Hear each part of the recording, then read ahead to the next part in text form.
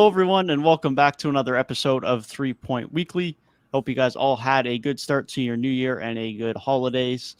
We're going to start as some Raptors fans on the podcast today discussing what's in lieu for the Toronto Raptors over the next month or so. We were discussing a bit before we recorded. The Raptors could end up being the biggest players at the trade deadline this year. There's a lot of rumors around the Raptors, and after a big trade deadline last year, it might be a little bit quieter this year around. But the Raptors got two guards on expiring contracts in Fred VanVleet and Gary Trent. They lack depth, they lack a center, and it could be time for a jury to make his next big move. We're going to start off with the other Raptor fan in the room, and Gabe. How do you feel about the Raptors so far this year? And do you think there is a realistic scenario where the Raptors actually do make a big move before the deadline? My big thing was just like very, very disappointing, I think, because going into the season, expectations aren't too high. Like, yeah, Fred was an all-star last year, Pascal all-NBA. But at the end of the day, it's like still no like championship aspirations because you think, well, yes, great players. I'm not necessarily thinking like, oh, this is a championship 1 and 2. So while it was like 2 all-star, all-NBA level players, it's not the same as having like Steph Curry and ex-all-star number 2 or something, or Giannis and Chris Middleton. But still at the same time, it's like you still have those guys, plus your core of Gary and OG and Scotty. And so you're thinking, okay, yeah, the pieces are definitely here. Maybe if depth even still isn't the best, there's still a couple guys coming up like Banton, draft Koloko, have a couple other guys coming off the bench unit that, the Raptors player development's been so good, especially with later picks. Like, okay, maybe nothing special, but it'll be another fun year. You'll be competing. And they start off the season, and things look fine. Nothing great, nothing out of the ordinary, but, hovering around 500 a lot. Sometimes go a couple games up, maybe go a couple games down, but really just hovering where they should be. And for how tight the East was, that made sense. A lot of teams got a lot better this offseason. A lot of stars came eastbound. So it's like, okay, while the Raptors are kind of running it back with their same core, will internal improvement be enough to get it done?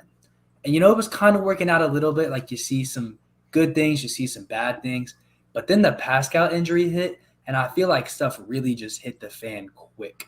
And I feel like they just never really got to recover from that, if that makes sense. Because obviously Pascal's back, and even Pascal individually, he still looked good. Like, he's probably a lock to be an all-star this year, I'd assume, even with the Raptors struggling and him missing time. He's just been that good while he's playing.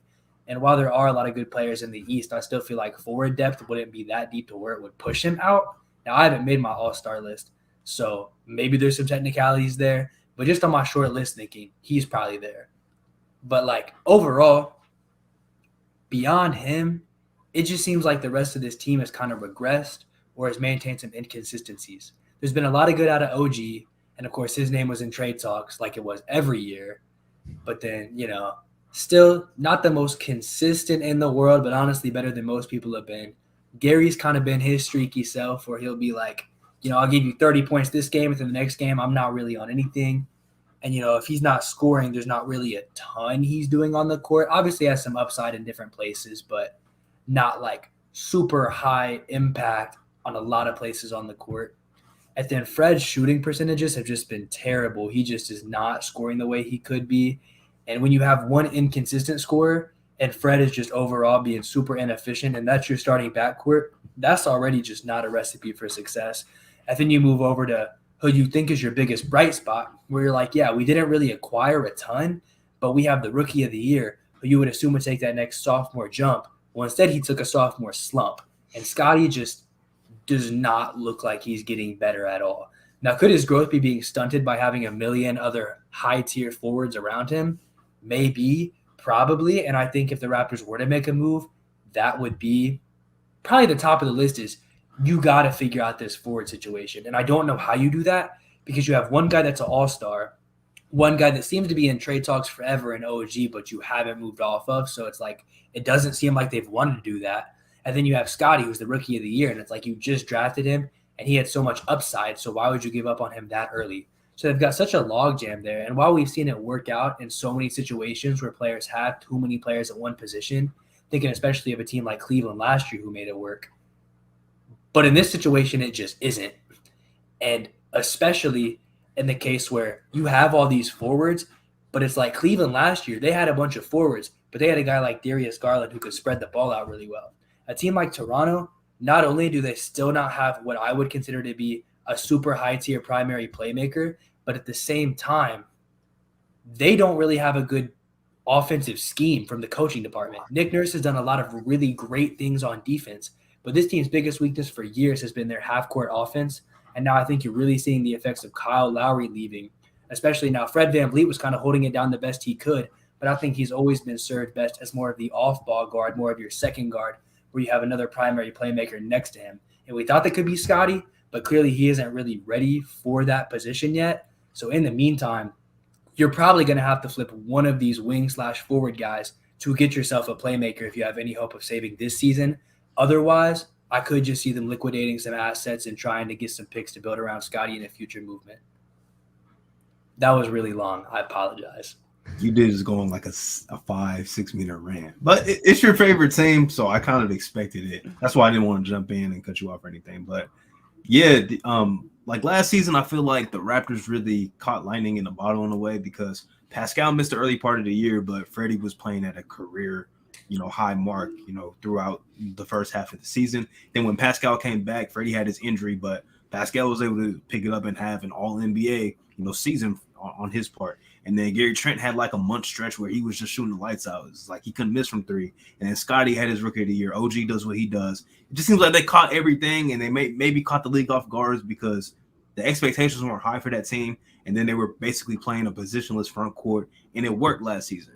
Now, when you factor in, this season Pascal missed time early on again, but Freddie's shooting, the worst rate of his career so far. Scotty didn't take that jump like Gabe alluded to. OG's been good, but it's like, everybody else hasn't really picked up the parts. And then Freddie's still playing, near the top of the league, or I think he might be number one in the league in minutes again. Like, guys, everything that was working last season is just not working this year. And it really raises the question because 6 games under 500 right now, just playing like very bad basketball, especially of late since Pascal was down with that injury. And even though he's been back, he's still doing his thing, but the rest of the team is just, it's just not coming together how it should be. So it really raises the question for me, like, what is next? I mean, I don't know if there is a trade that can salvage this season. Because you would have to move off of probably if you want to keep the core intact, is it OG that you move off of? I don't know how that would work. Would people take Freddie's contract right now and then have to think about even extending him? Would people want that? I don't know. It's just like such a weird spot. It's good that the Raptors have such a good front office, but just not at all, I think, what any of us expected coming into the season, even though we didn't think that they were going to be like a top 4 team like they were last year or top 5 team, but we thought that they would at least be top 8. And right now it's looking like the Knicks look a lot better than them. Philly's starting to come along. The Bulls have been playing pretty good lately. So it's like looking like if they're in the play-in, they might be lucky at this point because it's been some rough sailing lately. So what do you guys like as fans and also as podcasters? What would you guys like to see this front office do moving forward if there is a move to be made this season or even beyond this season? It's a tough situation this year because like you alluded to, there's a lot of forwards on this team and it makes sense to move one of them. The problem is both of the starting guards are on expiring contracts. So you're in a situation where you need a little bit more guard play and you need a big. Those are the 2 biggest glaring issues on this team. They need backup guard play and they need a big. And it's really, really obvious when you get a team that either has a big or just actually has a bench, because the Raptors have the worst bench from a scoring standpoint in the league. So the question is then, what do you move? And even though we're talking so negatively about the Raptors right now, at least they have assets. They have lots of guys they can move who still have value. Obviously, Freddie's not having a great year, but he's still going to have value. He's still a productive player. He's still a former All-Star. You have someone like OG who's having a career year who could get some shouts as an argument for being a reserve All-Star guy, although probably not if the Raptors are going to be an 11 seed, but at least they have options. The problem is they probably have to trade one of their guards if they're going to make a trade in season, just due to the fact that they're going to be risking losing them for nothing. And I don't think the Raptors are in a situation right now where they can afford to lose such high-valued guys for nothing. In an ideal world, they'd probably move off of OG and they'd, to more of a higher degree, probably make a trade similar to the Rudy Gay trade years ago where they got Patrick Patterson back, they got Grievous Vasquez back. They don't need another star, but they need a collection of pieces that can help them. And that's what that Rudy Gay trade did back then. They shipped him off. Right away, they became a playoff team. They got a good backup point guard. They got a good 4 in Patrick Patterson. You had a couple other guys coming off the bench as well in Chuck Hayes. There's another forward who came in. That's the type of trade that the Raptors need right now. I don't know if they're going to get that from Freddie or Gary Trent, especially considering the fact that this team needs shooting. And if they're trading one of those guys away, they're getting rid of their 2 best shooting options, at least historically in Freddie's case. As far as the biggest move, I don't think that can come for the Raptors until the offseason, as far as if they move a wing. But I don't see a world where they can sit still this offseason or before the offseason and just risk Gary Trent and Freddie walking. And considering Gary Trent's already come off the bench a significant portion of the year, I don't know how much interest he's going to have in re-signing. So I think one of those guys have to get moved. Is it ideal for them? Probably not. In an ideal scenario, this is probably, like you alluded to, Gabe, a wing gets moved. You get multiple pieces back. You can have a bench of higher quality. You hopefully get a big, because Koloko's not quite there yet, and there needs to be a little bit more size on this team. But the Raptors have assets. Unfortunately, they just probably have to move the wrong ones this year in order to improve, and it's just going to lose players where they need them in the guard position and in the shooting department, and might not give them what they need in return as far as more depth, some more guard play, and some bigs. So they got options, but ultimately I don't think the moves are going to be quite available for them to really get what they need this season. So I think if any big moves are really going to happen that's going to improve the roster, it probably comes in the summer. Yeah, I would have to agree with a lot of that summer-wise, just given the fact that I think the most realistic and attainable option is to go towards more of a rebuild. Just given the fact of, look at the core you have, look at everybody on this roster, top to bottom, your entire situation, and think, what is your ceiling here? And the fact that your top 2 players are approaching 30, but then the guy who's kind of your biggest piece of improvement is in his 2nd season, it's just a very mixed match core. Then you have guys in the middle like an OG, like a Gary, and maybe OG does stick around because, I mean, he's older, but it's not like he's super ridiculously older. But at the end of the day, it's like, if your best player is Pascal Siakam and you're banking on Scotty Barnes, that just doesn't make sense as a timeline. And even then, those 2 together, what are you accomplishing? If your goal is to win a championship, in what world do you guys realistically think Pascal Siakam and Scotty Barnes are competing with Jaylen Brown and Jason Tatum, are competing with Giannis Antetokounmpo and Chris Middleton, are competing with Kevin Durant and Kyrie Irving? In what world? It doesn't exist. It's just not going to happen. And so at that point, it's like, if the Raptors just get rid of somebody at the trade deadline, maybe you literally just get picks because it's one of the expiring contracts. Maybe you might get a role player or something to make contracts balance out or something. Another maybe expiring contract of a role player guy, and you sell to a team who's buying and wants to maximize their window this season. I don't know what team that'd be off the top of my head. Maybe something like that. But then you move on from that, and it's like, okay, maybe towards the end of the season, now, okay, we're just going to deactivate Pascal Siakam. Because, teams do that all the time, whether it's ethical or not, however you feel about fake injuries or load management or whatever. Teams do that all the time where they just deactivate players. Currently, the Raptors are 2 games ahead of the Orlando Magic. So if they don't start winning, they could easily slide down and end up as a 13 seed. Well, as far as I know, the Raptors have their own pick. So then at that point, the Raptors aren't good. They commit to just not being great because they're already an 11 seed in a conference that's really quite good. So you just bottom out, not like bottom of the bottom. Like you're probably not going below the Pistons, but you get a pretty solid pick. That's your own pick. And then you go into the offseason. That expiring contract that's still left expires. Maybe you just let him walk. Who knows what happens? Maybe you keep him around a little bit longer. Whatever they may do, hometown guy. Fred's been on the team pretty much his whole career, so if he's still around. Still up in the air. Personally, I'd probably let him walk at this point. I just think it's probably better for him and the direction of the team if they're trying to rebuild. But then at that point in the offseason, then maybe you go and you make a Pascal trade because you deactivated him early. So now he's plenty of time, so you know he's healthy. You know he's ready to go. He'll probably – I think they could do a mutual thing at some point because I think Pascal would want to play winning basketball. He'll be like, 28, 29? So it's like just commit to not being great because clearly you're not doing much this year. Get a solid pick since you have your own and then make the big trades to whether that's get another good young player for a Pascal, whether that's get a really good pick haul for Pascal, whatever that may be.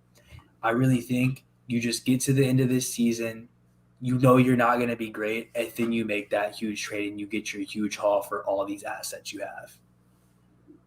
This is just hypothetical. Would you guys be opposed to say Pascal they want to trade him this season before the deadline? Just say. Let's be opposed to a DeAndre Ayton trade. Get it big. Still pretty young. Maybe a new change of scenery would be good for him.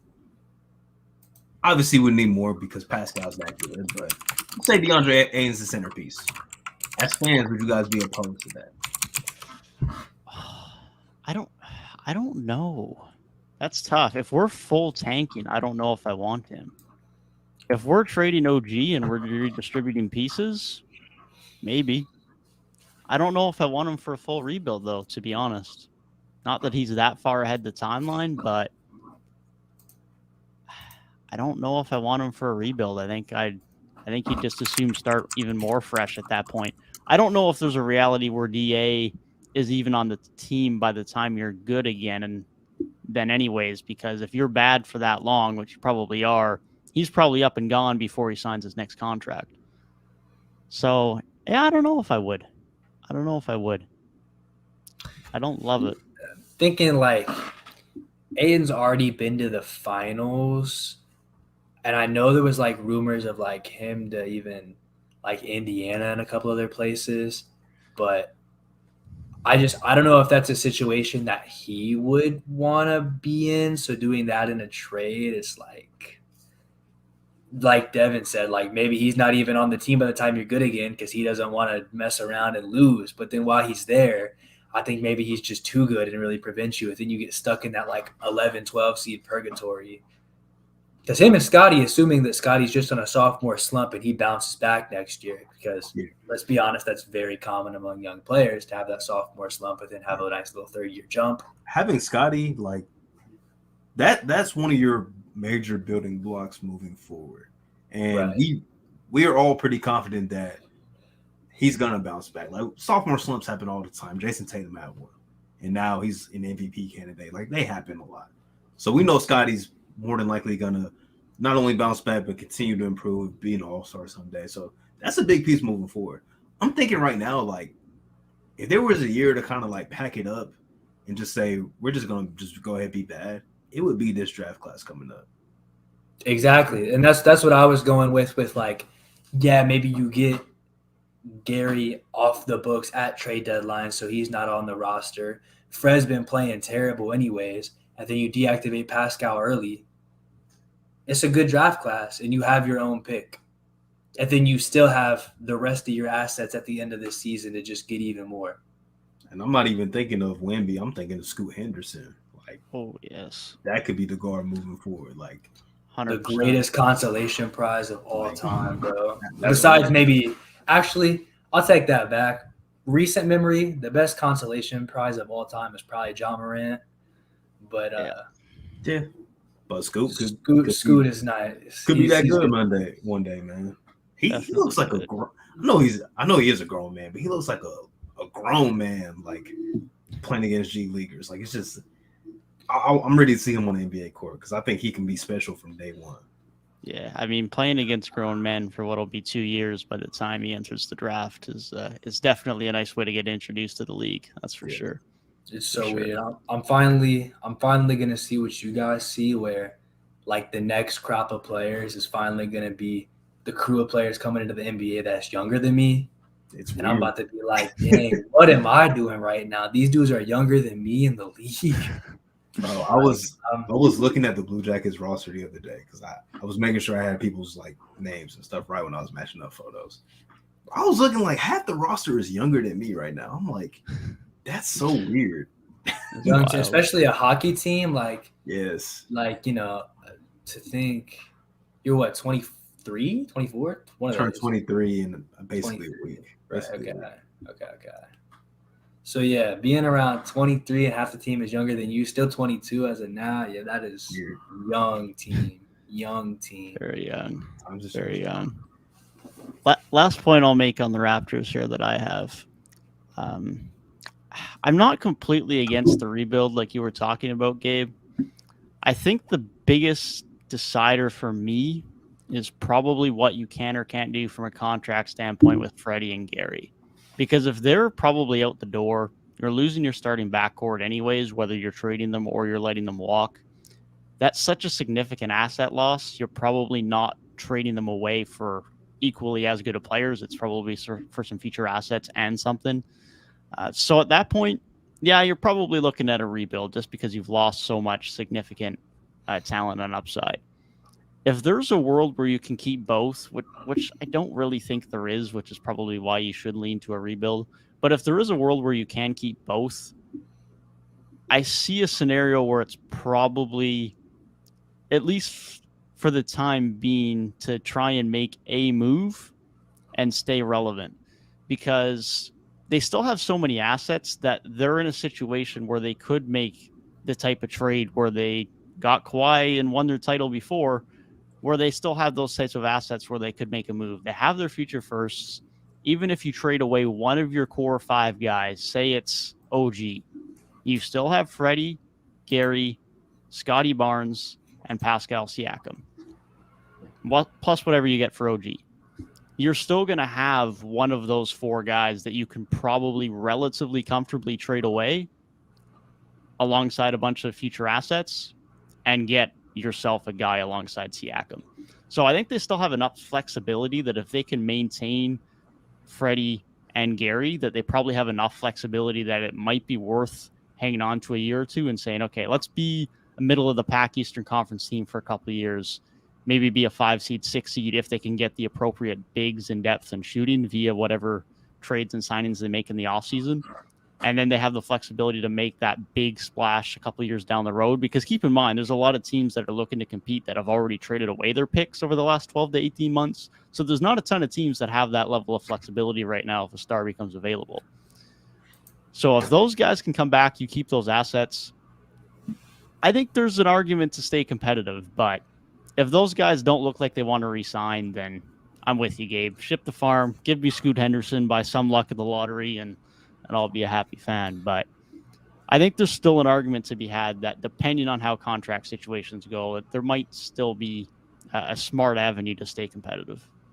Yeah, I think you have a way better chance, I think, of getting, especially Fred, to buy in. He's never played anywhere else. Kind of, this is sort of like his home, I guess. And that player's first team, I feel like, is always harder to leave there. You have more of that connection, especially with the fans, with the city, with the organization, just everybody. I mean, I think you could definitely get him to buy in. And even if it's like a Gary sign and trade in the sign and trade era, maybe you do something there. It's just like the Kawhi thing was so circumstantial that it's like, will a top 5 player in the NBA become available? It's like, what rosters would it see a future like that? Like the best player I could see becoming available in the next couple of years and maybe be like Trae Young. I was even thinking like a Devin Booker, because Chris Paul's not getting any younger. We see what the Suns are doing right now without him. It's like once Chris Paul's gone, we know that they've always had that DeAndre Ayton tension. It's like, what happens then? So I mean, it's like how far down the road is that? Because if a star shooting guard becomes available, like with those expiring contracts, say it's a sign and trade type thing, that's like the perfect kind of role of a guy you would want to bring in. If it did end up being like a Trae Young or something too, you know, I still like, is Trae Young and Pascal Siakam a championship duo? I'm not sure. I mean, I don't think Probably it is, not. but like, Probably I think it'd be not. fun. That's the thing is a Kawhi level player, which is why I'm saying like the most yeah, attainable, realistic thing is to go towards rebuild. Because imagine the Raptors get Scoot, and then you have Scoot and Scotty Barnes, and we don't know what Scotty Barnes' ceiling is, but it seems pretty damn high. So like, just like weighing your options, it's like having a homegrown thing. I feel like your ceiling is just so much higher unless something insane happens. Because just to think, to get Kawhi, he had to like get stepped on by Zaza, play 8 games the next year, have his teammates throw him under the bus, Everything was perfect for really the Raptors. destroy his entire relationship. And didn't have to give up too much to get Kawhi Leonard. Right. And then it just so happened that DeMar played like some of his best basketball. Raptors got their first 1 seed. So his value is at like an all-time high. It's like everything just really fell into place perfectly. And at the same time, do that, you still gave up your best player. So while they still probably have better assets now to where they could make something work, especially having most of their own picks, like I just don't know. I don't know, because then you're talking about pairing them with Pascal. You got to think. Kyle Lowry to me was the number 2 on that roster, and like DeMar was the 1. So really, say you're doing it again, I feel like Pascal would be the guy getting traded if you like mirrored the circumstances. Probably depends on the team and what the team would want, like if they still want to try and remain competitive or not. But y'all know me, I'm never opposed to a rebuild if it makes sense. And the idea of Scotty Barnes and Scoot Henderson, I like it. Sounds good. me Sounds too. great. Give me one of the Thompson brothers, and I'm in. Hey, Totally any of on the that. top 4 picks, like you could sell me on that. You know, if you're hitting a reset, because you already got Scotty Barnes, rookie of the year. We all know he's going to be really good. And 100%. Yeah. even if Scoot Henderson's maybe not John Morant, I still think he'll be pretty damn good too. And that's a nice two combo going forward. I trust the front office to get it done and get something good there. I think the only time, like, for shit to really hit the fan, I think this team would have to, like, have a good playmaker on it and still have a pretty terrible-looking half-court offense. Because right now, I think you can somewhat blame it on not having the right pieces to do so, especially knowing that when they had both Kyle Lowry and Nick Nurse, like I'm not saying their offense was perfect by any means, but because they had a guy there that could really run it, it kind of probably masked a lot of the deficiencies.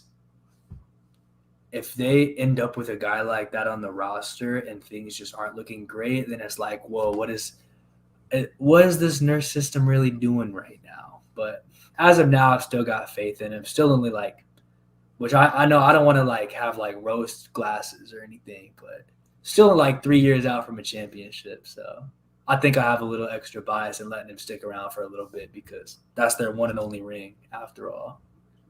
That's fair.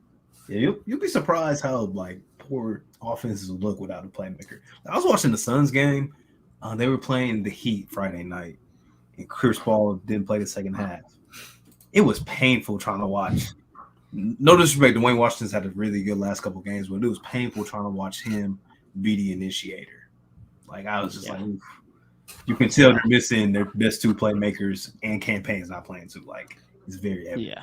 Listen, I I want to start off last Suns talk just by saying the other week when we were talking about MVP picks and I put Devin Booker's name in that conversation, no matter what your argument is, whether it was straight winning, the Suns were at the top of the conference, or that value argument of how good is this team with him versus without him, Both of those hold up. I'm giving myself a W. I'm giving myself a W. He legit. Between him and Luka, I would say they're probably the 2 most valuable players to their team right now. Yeah. Yeah. Off the top of my head. Yeah. Look at this team without him, bro. It is pitiful. Because I think if Boston lost Tatum, they would be okay. I think they'll be fine. Yeah. If Giannis missed some time, I think the Bucks healthy now. Without Middleton, maybe not. But I think they can tread water. Same thing. Embiid's missing time right now. I think the Sixers have won like 3 straight games without Embiid. Yeah, Sixers look solid right now. I think the only other guy who could have an argument is Jokic. Yes, Jokic, because his on-off numbers are just insane. But yeah, those three guys. The only other guy to debate is Ja, but we know Memphis can win without Ja. So we've been just once a night, just one the other night. Like that. Tyus Jones is a very capable backup, but without Book, they was already just getting by with Booker. Even though they were the 1 seed, it wasn't a pretty 1 seed. Without Booker, man, oof, it's bad. Even when Chris Paul was in there, still wasn't good. Yeah, we were talking like we were all like so wrong because we all like predicted them like 6, 7, 8 type seed going into the season. As they came out and it's like, damn, they proved us wrong. And I don't want to say like, oh yeah, we took a dub on that take because obviously it took Booker missing time, but like now they are right there where we predicted them to be, and it's like, yeah. We were right on the Suns. Booker was just better than we thought he would be. That's how I feel right now.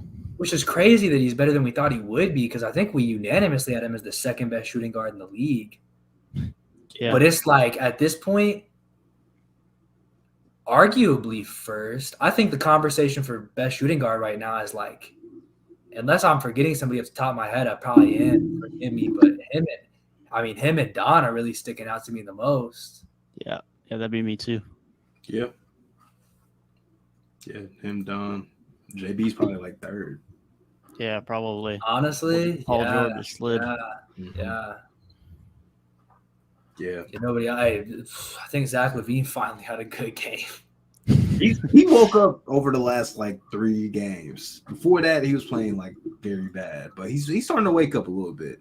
Hey man, if Desmond Bane never got hurt, he probably would be like real high on my shooting guards list right now.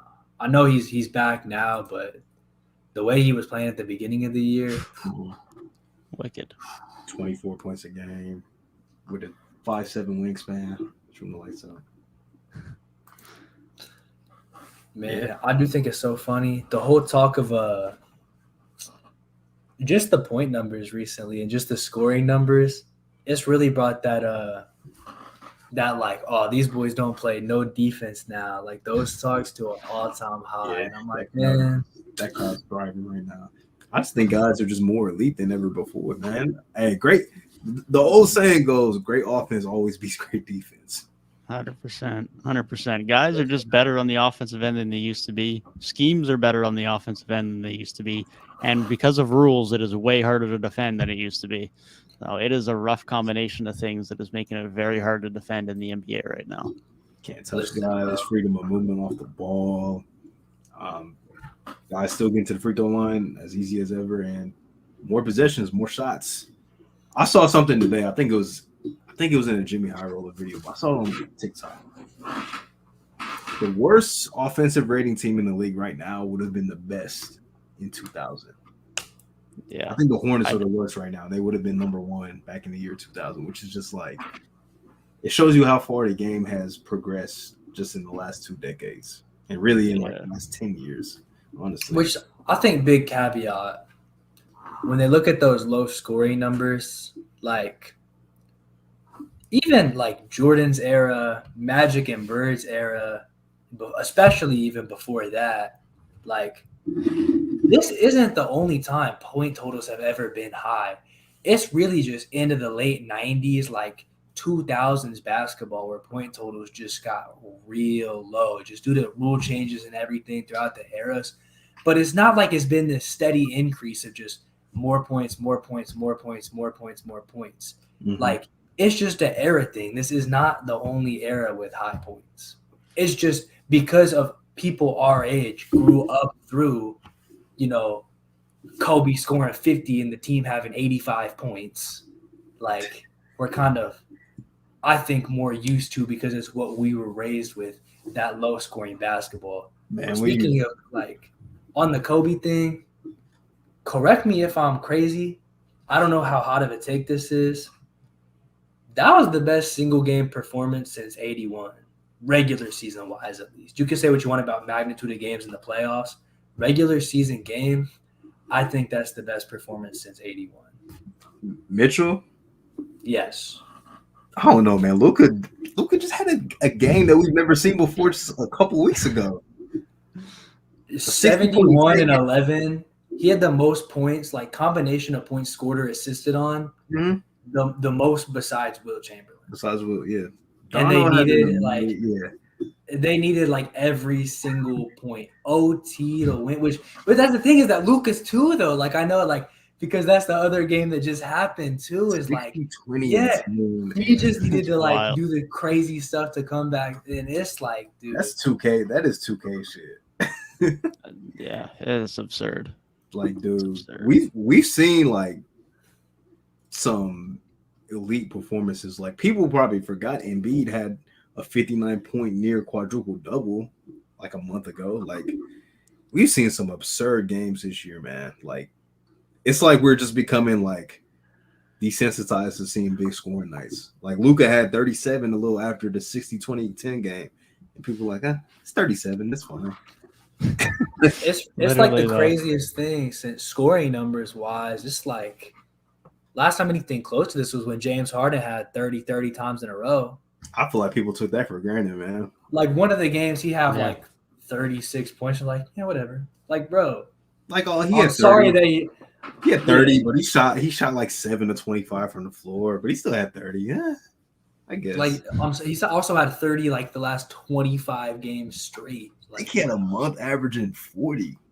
I think it was February of 2019. I think he was averaging 40 or close to it. Like absolutely ridiculous. But yeah, I mean, the best argument I have this year is for people just like having absolutely ridiculous scoring nights is that other than the argument of who's starting or not starting in the Eastern Conference frontcourt, no one is talking about the fact that Joel Embiid is averaging 33.5 points a night, like at all. He's been the most quietly talked about superstar this year, and he is having a ridiculous year. Like it's absurd.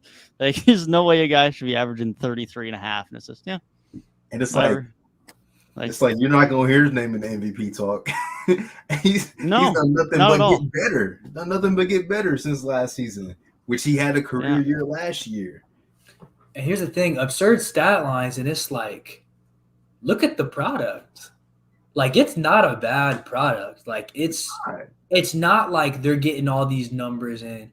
And I hate to bring it up, but, like, bro, Devin Booker's 70-piece, they were fouling back and forth at the end of the game, getting him more shots.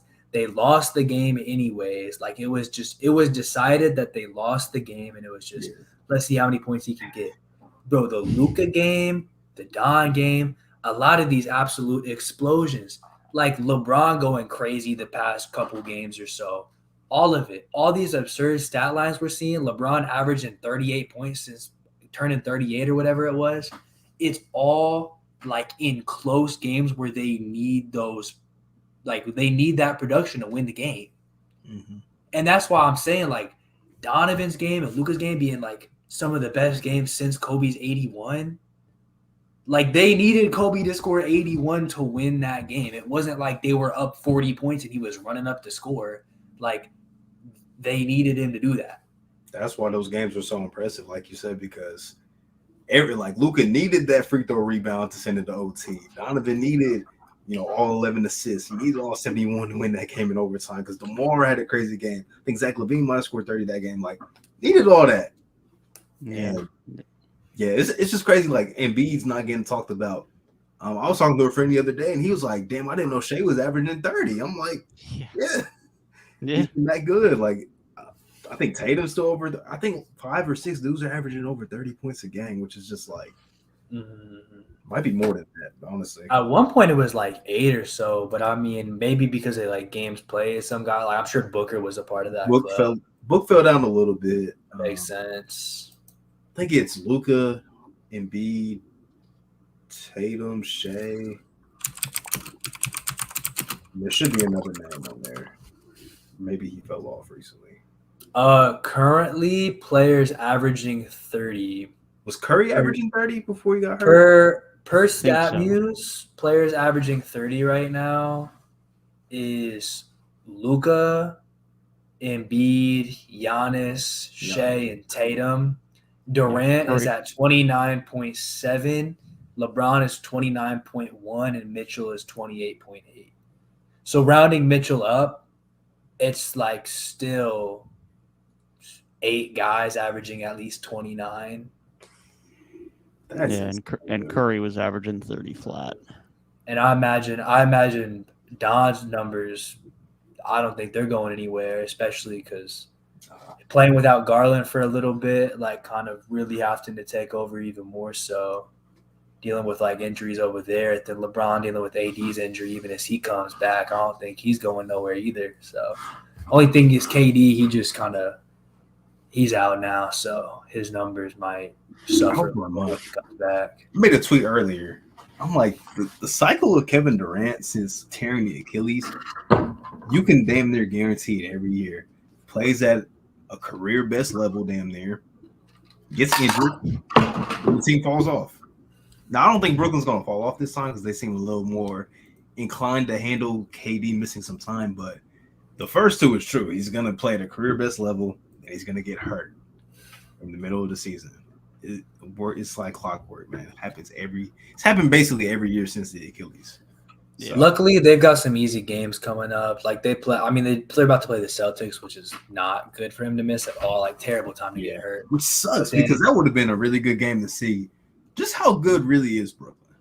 Because they're playing their best right now. But they got like Thunder have been pretty up and down, but winnable game. They got Spurs, Suns, who are not looking good right now at all. Jazz, who are on the downswing, like Warriors. They do play Sixers, but then you're on to like Pistons. So they've got some winnable games in that time frame. I think it's really going to be like the second half when it's like him getting closer to coming back. They might have a really tough stretch where it's like, we really need him right now. But if there was a stretch for him to miss, this is probably one of the better ones. Yeah.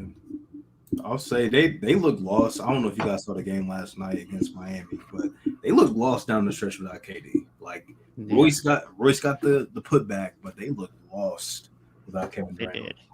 They look really lost down the stretch. It makes sense. I think when a guy is your closer for like he's the guy. Like I don't think that's a team where when you're down 2 at the end of the game, I don't even think you're drawing up that crazy of a play. Like you're giving Kevin Durant the ball and you're getting out of the way. Very true. To take him out, I think it might take a minute. But you also got Kyrie Irving. He's one of the best closers in the world too. And they were just struggling to get Kyrie the ball down the stretch. KD's a solid playmaker, bro. Like they can get each other the ball. Hey, man, but if only one of them there. Last night, man, he looked like one of the best playmakers. Come on, bro. But it's like, of course, it's going to be harder to get the ball to Kyrie Irving because who cares about? Obviously the other guys are like doing better than they were before by a long shot, but still, like at the end of the day, like you said, Kyrie's also one of the best closers. So when KD's your closer, yes, a little easier to get him the ball because what happens if you put a bunch of men on him? Kyrie. I'll just say it's going to be interesting to see how well they do weathering the time without Kevin Durant. I think that'll tell us a lot about how good this team actually is. Yeah, I definitely agree. I think it's going to be a really good test for them. I don't expect them to fall, but 9-1 in their last 10 games, I certainly don't expect to continue. That's for sure. No, I think Simmons is going to have to step up a bit. They need a little bit more from him on O. Need some of their shooters to keep doing their thing off the bench from Curry and Joe Harris and those guys. But I don't know. I'm still not fully bought in on them. I'm still not fully bought in. I feel better about them than I did a month ago, but I'm still not labeling them as top of the top in the East. I'm not there yet. I told everybody, man. I told everybody. I told them that the Nets had a path to success, and I sold myself short.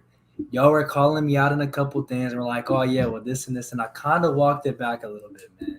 And while at the end of the day, like, I really wish I could stand on it and talk on my trash and be like, yeah, I sat here for that long talking straight. Oh, now the Nets are going to turn it around, but they can be positive because they can do this and this and this. And like they kind of did, like low key. Like I feel like my best case scenario I gave out is like what happened. Like Jacques Vaughn came in, kind of changed up the system. KD and Kyrie started playing real good. You know, Kyrie came back from all his stuff that was going on and off the court. Comes back, he just gets right back to it. Doesn't really let the off court stuff affect his play. The guys that are the role players, they start making their shots. It's like everything that possibly could have went well started going well. But still, it's like, what did we say then? And what we said was like, I was like, yeah, I think they can really turn the season around. And we said, well, what does that mean? What does that mean for them? And I was like, oh, I guess that means they might get out of the first round and still lose to the Celtics or the Bucks. And now I'm sitting here and like, yeah. But now, instead of saying they do that as a 6 seed and they like upset like a Cavs and then they lose, now they're just a higher seed, but I still think they would lose to the Celtics and the Bucks. So it's like, yeah, you had a better regular season, but I still don't know if it ends any differently. Dude, I feel a lot better about them now. Obviously, pre-KD injury, but because defensively they've been really good. Nick Claxton's playing at a defensive player of the year candidate level. Ben Simmons has been defending really well. Like I said, would like to see a little more offensively. I feel like he's been trying a little bit, but just need to see it consistently. Kyrie and KD have been on tears over the last 20 or so games. I'm getting Joe Harris back, getting Seth Curry back is big time. TJ Warren's has some nice moments. But I don't know. There's just something that's still turning me off. I don't know what it is. And it sucks KD got hurt because, you know, I wanted to see a little more from this team. You know, would have loved to see them play against the Celtics, you know, play against the Bucks again, you know, fully healthy. But I guess we'll just have to wait and see, man. But it is impressive, though, because they're like 18-2 over the last 20 games. Like, they really turned their season around because at the time of the Steve Nash firing, we were kind of wondering, like, is this even going to be a top 8 team by the time the regular season is? But now they look – I would say they probably look like the third best team in the conference. Like, not even just standings wise, but just product. I feel like they look like the third best team, you know, since the Steve Nash firing. Like, they've been good ever since then. Which is no surprise. He was an absolutely terrible coach. But even then, it does go to show you, maybe I don't know if Jacques Vaughn, like, maybe he's not even that much better. Maybe the guys just wake up for him, like, when he talks. They were low-key decent when he was the interim coach. Yeah. Like, I just think he's just he's a good coach. He's been around the block. He's been a coach for, you know, I think he's been at least an assistant or head coach for like the last 15 or so years. And he was a player too. So. Like, he don't got to be Greg Popovich, but like, no, he's the guy can draw up a game plan and win. Obviously, a lot of games. I've been winning a lot of games. I feel like that bad feeling you might have is, I mean, one thing there, but I think the big thing with this Brooklyn team is like more or less this core has been together. Say like KD, Kyrie, Joe Harris, kind of set like. Obviously, there's been a lot of moving pieces, but the core of KD, Kyrie has been together for like 4 years, and they're just never healthy together. And so at least to me, and it might be different for you, it might be more logistical things, but for me, it's like it just feels so fragile, especially even because beyond them, it's like Joe Harris, like he just dealt with a big injury last season. It's like everything, and it's like, you know, Nick Claxton has been real good this year, but like you said, like defensive big depth. What if something happens to Claxton because he has to play every minute in the playoffs because maybe their backup big position isn't helping them much, and those minutes end up being terrible in a 7-game series. So then you like playing them all the time, and it's like, how much can you really run one man down? And it's like, just due to the overall fragility of this team and this roster and their health, it's like it's really hard to have confidence, especially because like the Bucks might be struggling now, but they're proven. I know what they can be. And looking at the games they've actually lost, like some of them are bad. Like the Hornets loss, that was pretty bad. But like for the most part, it's like, okay, you lost one to the Wizards, but I mean it makes sense. You play the same team in back-to-back games. You usually split those. That's just historically speaking. They lost to the Bulls. Bulls have been good against top teams. They lost to the Celtics. They lost to the Cavs, like other top players. So, the Bucks don't look great right now without any nuance, but actually looking at it, like I'm not gonna say because the Bucks have been playing sort of bad right now. Like recency bias aside is basically what I'm saying. I think I'm still taking the Bucks in 7 just because I can have more confidence. Because even though they've had issues with Chris Middleton's health for the last year or so, and other players around the team, with Brook Lopez's health for a lot of last year, the confidence I have in Giannis is higher than the confidence I have in any player on the Nets roster. Yeah, I agree. They just got more precedent of success, like you said, and like you guys alluded to, the injury concerns are a problem in Brooklyn. They needed to cap the last 20 games and put them in the playoffs because they're usually only good for about 20 to 30 games a year where they're healthy.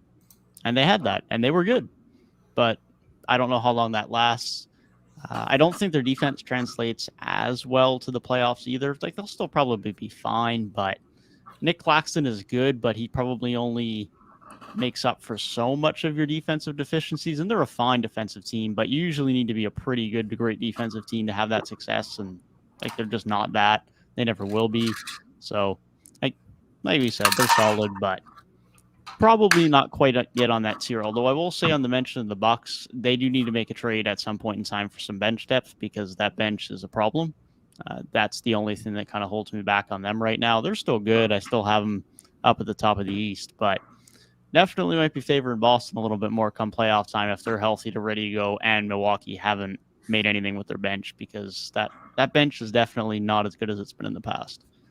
Yeah, like the Celtics bench was an issue getting like offensive production last season in the playoffs, but they went ahead and added Malcolm Brogdon, which is like, a super bench piece. The Bucks they might have, if my memory serves me correct, they kind of had that issue with their championship team. Like their bench was not good. They had Jeff Teague playing finals minutes at one point, and Jeff Teague in 2021 was not a good basketball player.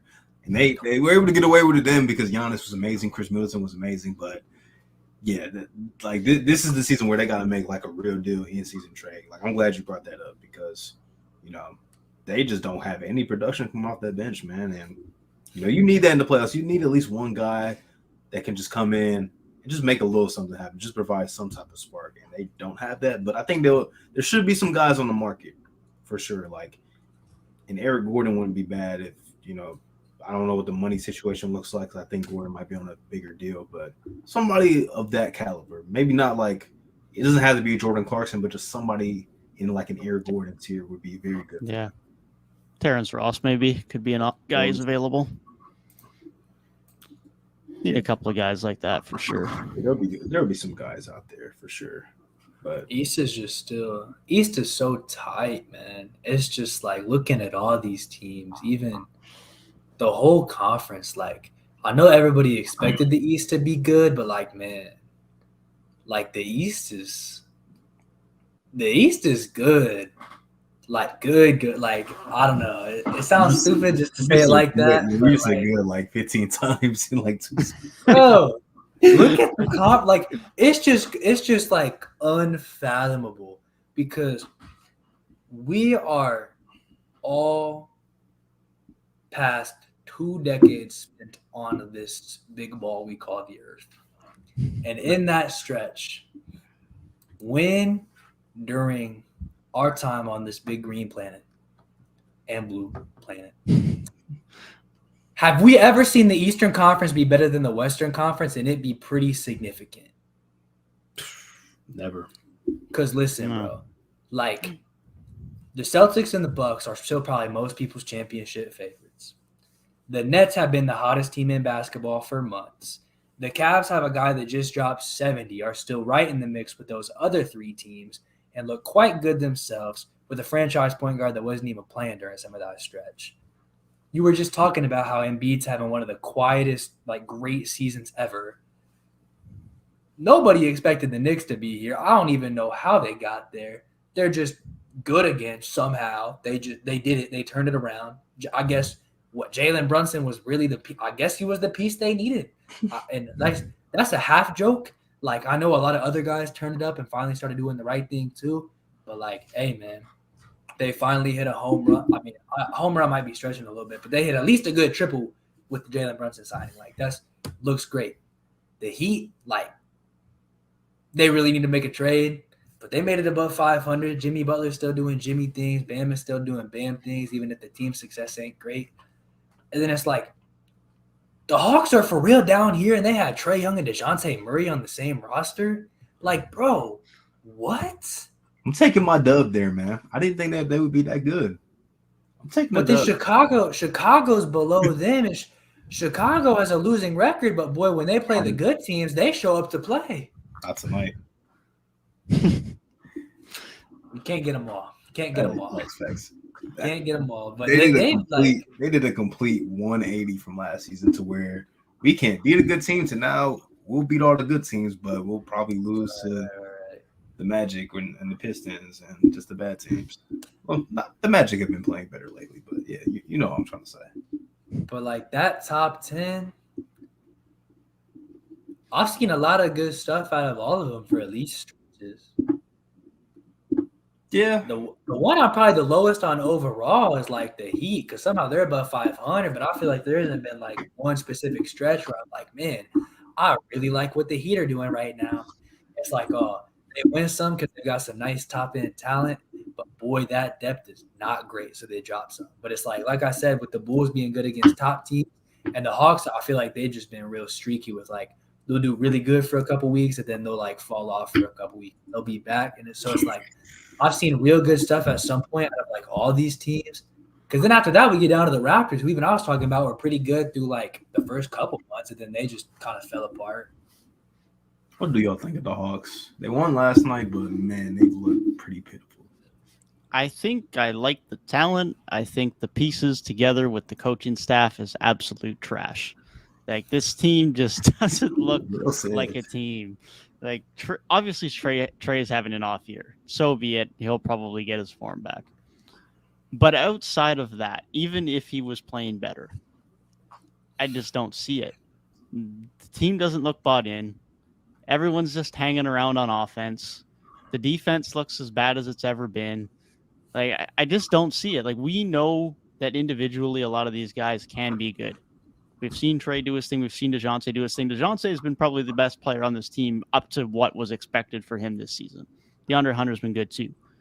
But you look at a guy like John Collins, averaging 12, 13 points a game this year. Looks a former shell of himself that we saw in the playoffs not too long ago. Defensively, was quite good back then. Man looks like a pylon out there half the time now. Like, there's just not enough commitment from this team to winning basketball, whether it be from a player motivation standpoint or whether it be from a coaching standpoint. Only the guys within the organization know, but I like what they have, but whatever is not meshing is not meshing. And whether that's personnel or coaching, something needs to give there, because I like Trae. I think he's fine. I like what they got in DeAndre Hunter. I like what they got in DeJounte Murray there. And I still think Clint's had a good year. But whatever is not working as a collective it's just not working. So they don't need to rebuild. They don't need to completely abort ship, but they definitely need to make a move to the point where they need something to change, whether that's John Collins, whether that's DeAndre Hunter and something to try and get something else, whether that's Clint Capella and you let Kongwu take the reins. I don't know exactly, because this is more than just on product and on court success, but this is not a team that's going to win basketball games as they currently look. I got two things on the Hawks. I'm going to keep it real short and real sweet because I've spoken a lot this episode so far. It's a podcast, Gabe. Talk as much as you like, man. Number one, Nate McMillan purgatory. This is the same coach who was on those Pacer teams where they kept racking up a bunch of like 4 seeds, 5 seeds, and they get swept in the 4-5 matchup like every year. That has a very low ceiling. I think that your ceiling is much better maximized going in a different direction. Point number 2, y'all remember when we kept talking about Ben Simmons and we said we're not talking about Ben Simmons no more until he gets traded and plays basketball? I'm not talking about John Collins no more. I don't want to hear any John Collins trade talks. And I know we're not talking about them right now, but it's half relevant because this was the other half of the Nate McMillan purgatory of the past 10 years. I don't want to hear no Miles Turner or Buddy Hield until they get traded. I got 4 players, bro. 4 players. John Collins, Miles Turner, Buddy Hield, and OG Anunoby. Don't mention any of these 4 players to me in trade talks until they get traded. It's been happening since 2019, and I'm done. That's a great list. Honestly, can't think of any more names to add to it. Like that's, yeah. I'm done. Yeah. Don't talk to me about these players moving. Don't talk to me about these players as assets. Don't talk to me about these players as players that can spark rebuilds or can come to your team and put you over the edge until there is some actual traction or a done deal. Yeah, for the Hawks, the only thing that probably could salvage this year, I mean, we also got to keep in mind, they always tend to play better second half of the season for some reason every year. Like, it seems like they just have to get smacked in the face in the first half of the season to wake up, which shouldn't be the case, but that is what it is. Maybe it is a coaching change. Maybe Nate McMillan has to go. He already talked about thinking about resigning. The fact that those thoughts are even in his head, maybe it's a sign that he should, you know. And maybe it's a trade. Sorry to bring it up, but maybe it is a John Collins. I don't know. I couldn't go 1 minute. I couldn't go 60 seconds. But I'm going to say this. This is the last thing I'm going to say. One thing that the Hawks have done, even if the pieces don't match what this front office has done, they have tried their best to put talent around Trae Young. Better than the Mavs have done with Luka. Better than a lot of teams have done with their young talent, with their young star. The Hawks have tried. I mean, they went all in after, I think, year 2 of Trae Young when he made the All-Star team as a starter. They went out. Hey, we're going to go get Gallinari. We're going to go get Bogdanovich. We already got you Clint Capella. They went and did that. Then this offseason, we're going to go get DeJounte Murray, another All-Star to bring next to you. We re-signed John Collins. You know, we drafted Double O. Like, we got all these pieces. They've tried their best to put talent around Trae Young. That's all I'm going to say. They've tried their best to put talent around Trae Young. I'm not speculating anything, not saying anything about Trae Young, because I think he's a phenomenal basketball player. But they've tried to put as much talent as possible in Atlanta, which is not a big market, around Trae Young. They've tried. I feel like other teams have just done it better. It's just looking at it like they've tried, but it's like, look at what Cleveland's put around Darius Garland. They gave Darius Garland a guy that just dropped 70 in a game. Look at what they did to, like, Ja Morant. Ja Morant's team went, like, 20-2 last year without him. Look at Zion, bro. Zion will miss, like, a month just randomly in the season, and the team is in contention for a 1 seed. Like, they've tried and they've done some good things, but, like, some other teams are just, for real, they just outclassed them from that perspective. Hey, I'm just saying. There's a lot of teams that don't even try to put talent around.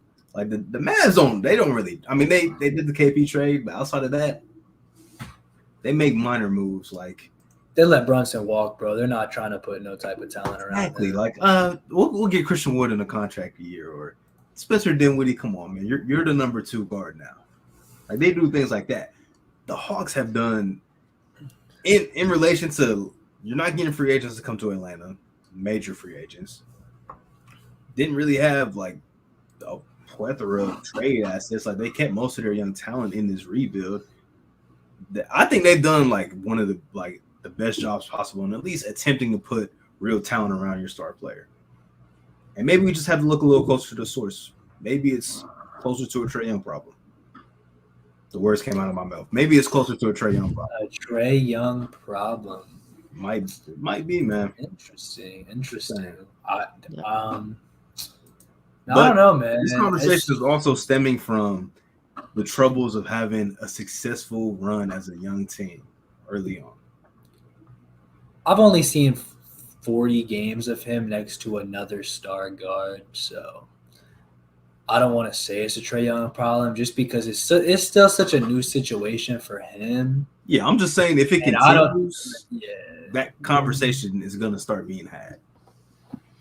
This team, I feel like they just need to really, really figure out how to maximize like defense around Trae Young. Didn't we think they tried doing that before? I don't know. I mean, like, theoretically, they should have that. DeJounte is a good defender. Hunter's a good defender. Capella's a good defender. John Collins is supposed to be a good defender. Like, they should be good, but they're not. The defender, like, they've tried. That's what I'm saying. They've tried. They've tried. They have, man. Maybe they need to go knock on Detroit's door and get the drill sergeant Dwayne Casey in there to just make him play D. Honestly, that wouldn't be the worst thing, man. Would not be the worst thing, but yeah, the Hawks, man. I didn't think that they would be. Rating is 15th. Their defense is is average, which makes sense. I mean, they're an average team, but you think if honestly, yeah, looking at their defensive rating being average with Trae Young getting the most minutes on your roster, your offense should be better to where you should be splitting the difference still. Like with Trae Young as your premier player, I don't know if you're vaulting into like top 10 defense, top 8 defense range. Why can't you though? Memphis are. Jaw's not a good defender. I feel like Jaw's better than Trae Young. I mean, he is, but not by much. Jaw is not a good defender. 6'3" athletic. That's probably the only reason why Jaw is better. Because Jaw don't really give that much effort on defense. Yeah, Jaw has better tools. Been a little bit. They're yeah, I guess not. Better intangibles. Yeah, but, I mean, that offense has got to be better. I mean, there's no reason why that offense shouldn't be like top 5 in the league borderline. Like the Kings are getting away with Sabonis playing center because that offense is like almost generationally good. Like they've been putting up points. Hawks offense is 22. Credit to Sabonis though; he's been good defensively. Yes, I'll give him that. Hawks offense is 22. When a guy like Trae Young is enough of an offensive engine to where he alone should have you at least like top 12. We've been saying for the last couple of years, Trae Young's a top 10 offense by himself. Yeah, and right now he like has an all-star guard next to him that averaged like 9 assists last year, and they're 22nd.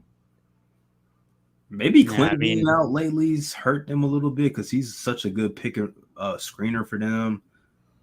It's just not the same with Double O in there. I like Onyeka, but Clint's Capella's been really good this year. Yeah, it's been really good. But yeah, I don't know, man. I mean, I know it's an easy comparison, but like the Mavs are 7th in offensive rating. They've been good despite being 22nd in defensive rating. And Trae Young's got a lot more pieces. So hey, Luka been different though. With all due respect, Luka. And why can't Trae? I was always low on Luka because I felt like people tried to crown him a little too early. I was like, man, he ain't even won nothing yet, and people are talking about him as like the best player in the world. Like, how are you the best player in the world? You ain't been past the first round. Listen, bro. If you don't got Luka like minimum like top 3 right now, that man is just holy shit. He's reaching that question. Here's the question. Okay. Is Luka finally better than Steph? Yes. Wait, he's been better, but now he's actually better.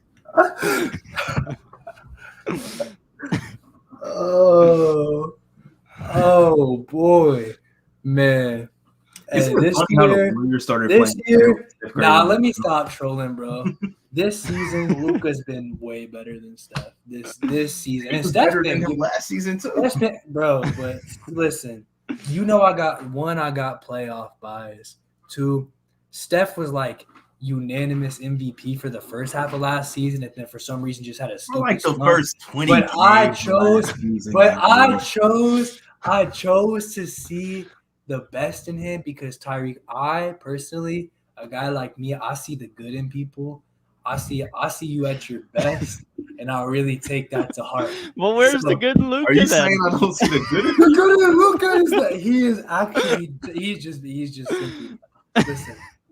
Steph got bonus points in my book because he was holding the LOB as the FMVP, averaging crazy numbers and being the guy on that team. Because listen, Wiggins carried, man. but, oh my God. Wiggins was kind of him. Honestly, I wish Wiggins would have gone back-to-back All-Star. I knew it wasn't going to happen, very low chance, but I would have. Honestly, if he didn't get hurt, there might have been a conversation. But yes, Definitely. I will Would've been admit one it to conversation. you. On January 9th, 2023, at the time of recording, Luka Doncic is better than Steph Curry. Thank you. That's all we wanted to hear, man. That's all we wanted to hear. I finally caved. Now, Steph when healthy though this season, he's also been incredible. Wow. at this point, though, Definitely. my top three, without putting too much thought into it, I'm gonna probably give you in no particular order: Giannis, Luka, Jokic. That's mine too. Give me Tatum. I'm just playing. Oh my God! I was like any particular like next month, like I feel like Giannis is kind of under people's radar right now because he's just been doing the same thing at such a high level for so long. But like he might come out next year and just string together a bunch of 40 pieces. And then, You lost some cool points for me, man. How you gonna put up 9 points against the Hornets? man, yeah, that game was I can't believe crazy. that, Like man. I don't want to point out one game in an 82 game season that much because stuff happened. Like the biggest thing I always think of is like when the Golden State Warriors at the peak of their powers would always go in for their like yearly ass whooping at Staples Center where they just get cooked by the Lakers for no reason when the Lakers were ass. It happened every year, and it just but like, damn, you had 9 points and Terry Rozier dropped 39 on your head. It's the worst team in basketball. Like what is going on, man? At home, like That's what I was talking about earlier with like looking at the nuance of the Bucks. Like most of their losses don't look terrible, but that one, man, they've been very Man. iffy. Like the last probably 2.5, 3 weeks, they've been pretty iffy. Yeah, they're 4-6 in their last 10. Yeah, It's definitely not pretty been iffy great. for a couple weeks and being a 3 seed, 2.5 games out of 1 in this tight of a conference. Though, as long as they pick it back up now is the point where like if they keep being iffy, Philly and Cleveland are like they're coming, bro. and B's missed time, man, and James Harden is just controlling that team. Maxi's back; he's already hitting his stride again. Tobias, except for the game in Detroit where he just couldn't score, he's been cool. Been playing good. Top 10 power forward. He's been hooping. Yeah, Philly's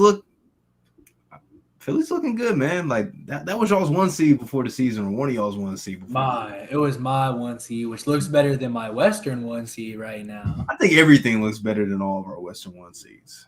Yeah, we ignore the West, other than Memphis. Other than Memphis and the Pelicans. You guys take your Pels, No. I'll take the Grizz, and we I call was it low. happy. I was low on Memphis too. And I wasn't even trying to be low on them. I'm like, Nobody was lower than me, but everybody just was getting so good, and I'm like, well, somebody has to fall down. And I picked them, and I picked wrong. and I'm my mad defense about for Memphis, first off, in that episode, I know I said they're probably going to prove me wrong because I do this to them every year. But I was concerned because I thought Jaren was about to miss like 4 months. He missed like 4 weeks. Like he barely missed any time. it. And now he's already like the defensive player of the year, damn near. Like when they said the injury, they were like, yeah, he might miss like the first 3-4 months of the season. I'm like, well, there goes the Grizzlies' regular season hopes. He came back like nothing even happened. He was in the cryogenic freeze chamber, man. He just came out and was coming for ankle. Like, I don't even, bro. What? Yeah. The West is great. I was talking about how good the East is when I said good about 15,000 times in 3 seconds. What the West is bad, bro. It is bad. Like bad. Like, why is there 5 teams in your conference above 500? One of them Sacramento. Hey, we love Sacramento. We friends of Sacramento. We are friends of Sacramento. That is like my favorite team right now. You know why? Sports betting just became legal in Ohio this year. They never miss on their overs. Kevin Huerter never misses. Harrison Barnes, Sabonis rarely misses. De'Aaron barely misses. Like, they get you right, man, and they're fun to watch. I enjoy watching that team, man. Nah, we like the beam here on 3-Point Weekly. Love the beam, man. Mike Brown redemption tour, like they are playing so good. It should have beat the Lakers the other night. The Lakers got bailed out because that was not a foul call on Dennis Schroeder by De'Aaron Fox. That was not a foul. This is the Western Conference right now, bro. The Grizzlies, who missed their second/third best player, depending on how you feel about Desmond Bane, for like a month, and they missed Desmond Bane for a month. So whoever you think their second best player is, he missed like a month too. That's the 1 seed. The 2 seed is Jokic and a lot of guys who are real inconsistent. 3, the Pelicans. I'm not even going to hate on the Pelicans. They're nice. 4 is Luka and sometimes Christian Wood. And they were just like the 9th seed like a week ago. 5 is the Sacramento Kings, who ain't been in the playoffs since we were like in diapers. 2000, yeah. All right, we weren't in diapers, but you know. You might have been in diapers. Come on, come on. I was not in diapers, but long time ago, we were only in grade school. We'll say that. we were some young fellas, and all whilst being a bottom 6 defense in the league, but they're still the 5 seed, so that's the West. Hey. But then, how do you have 5 teams above? You have teams above the play-in at 500. When in the West, the Wild West, that used to be 48-win teams. The 8 seeds used to win 50 games in the West. That's the West that I know, that I grew up watching. No doubt. But it's now crazy we're on because like 39. Yeah, everybody just looks like slightly below average. Because you can't go down to believe 13 and the Thunder aren't even out of it. They're not close to out of it. The Thunder usually are by this point, the Thunder would have started shutting shade down. The game. He said he might be an all-star starter. Man. The Thunder are a game and a half out of the play-in at 13, but And the it's 6th seed is 500. Yeah, I can't gauge the West, man. Like every time I talk to my dad, he always asks me like, "Who you got out the West?" I'm like Memphis looks the best right. I'm like Memphis looks the best right now, but I don't know. And he's like, I just got a feeling that the Warriors are gonna turn it on when it matters. And I'm like, yeah, you're probably right. It's so hard to tell because in the East, you're thinking 2 teams that have came out of there before. And even if you think Brooklyn, you're thinking their top 2 guys have been out of there before, even if it wasn't on that team. The West, unless Steph Curry does something crazy, and if he does, he'll go back above Luka on my list. You better believe it. Irrelevant. Unless Steph Curry does something insane, somebody new's coming out of that conference. Phoenix, like Devin Booker was great. They were looking great. The way this team is looking without him, I don't know if that's a team going to the finals. Great as a stretch. They were winning games, but it wasn't pretty. Okay, Devin Booker was looking great, and it was leading to wins. Yes, but that would be more elite carry job. That team, they don't look like a team that's going to go back at this point as a unit. If you had to put money on, if you guys had to put money on one of the newer teams to come out the West, where are you putting your money at? Memphis. The least amount of carry job, I think, but no Denver love, huh? No, I don't trust their defense in the playoffs. Not to get to the finals. I was gonna say it's better, but I don't think it's good enough. Plus, I feel like it's so hard for carry job teams to go to the final. No disrespect to like the other guys on the roster. Obviously, they've had some like guys that have been doing really good stuff, but still, you think Jokic is the show. We were talking about earlier his on-off numbers. That's the big story. Like he's the show. Then it comes down to like Grizzlies and Pels. I just trust Ja a little bit more than Zion, not only for durability, but also just I've seen Ja elevate in the playoffs. I think he played very well in a lot of moments against the Warriors and against the Timberwolves. So it's like overall, I just got a little bit more trust. I got a little bit more trust in their supporting cast, and it's like, yes, the Pelicans did really well in their playoff experience last year, but that was also without Zion, a little bit different of a dynamic, and it's just something about the Grizzlies, man. I just feel like real close between them and the Pelicans, but just something tells me the Grizzlies would come out of that. But if that'd be a perfect conference finals, bro. Personally, if I saw the Grizzlies versus the Pelicans for a trip to the NBA Finals, I win. The ratings would be low, but for real basketball fans, It'd be amazing. we're tuned Like, in. pick 1 versus pick 2. I mean, Like, that's like an all-time. Those are the two highlight guys. reels. It's two like of the best imagine- young teams, two of the best young coaches. Two like- top 5 defenses. BI, playoff killer. Ja and Zion Al are against basically- Steven Adams. They got traded for each other. Like, oh, give me all the storylines, man. Ja and Zion are about as linked as anybody who's not Trey and Luka. Yeah.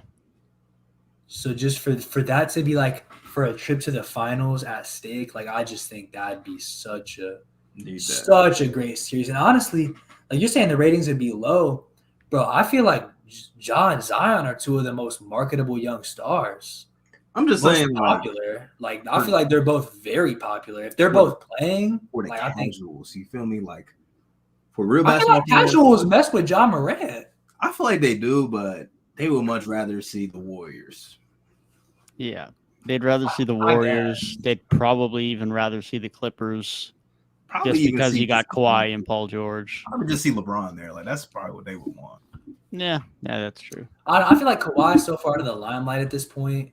Anybody besides Curry or LeBron, I for real think people currently, especially younger people, who are actually tuning in, because I swear old heads don't watch basketball like that for real.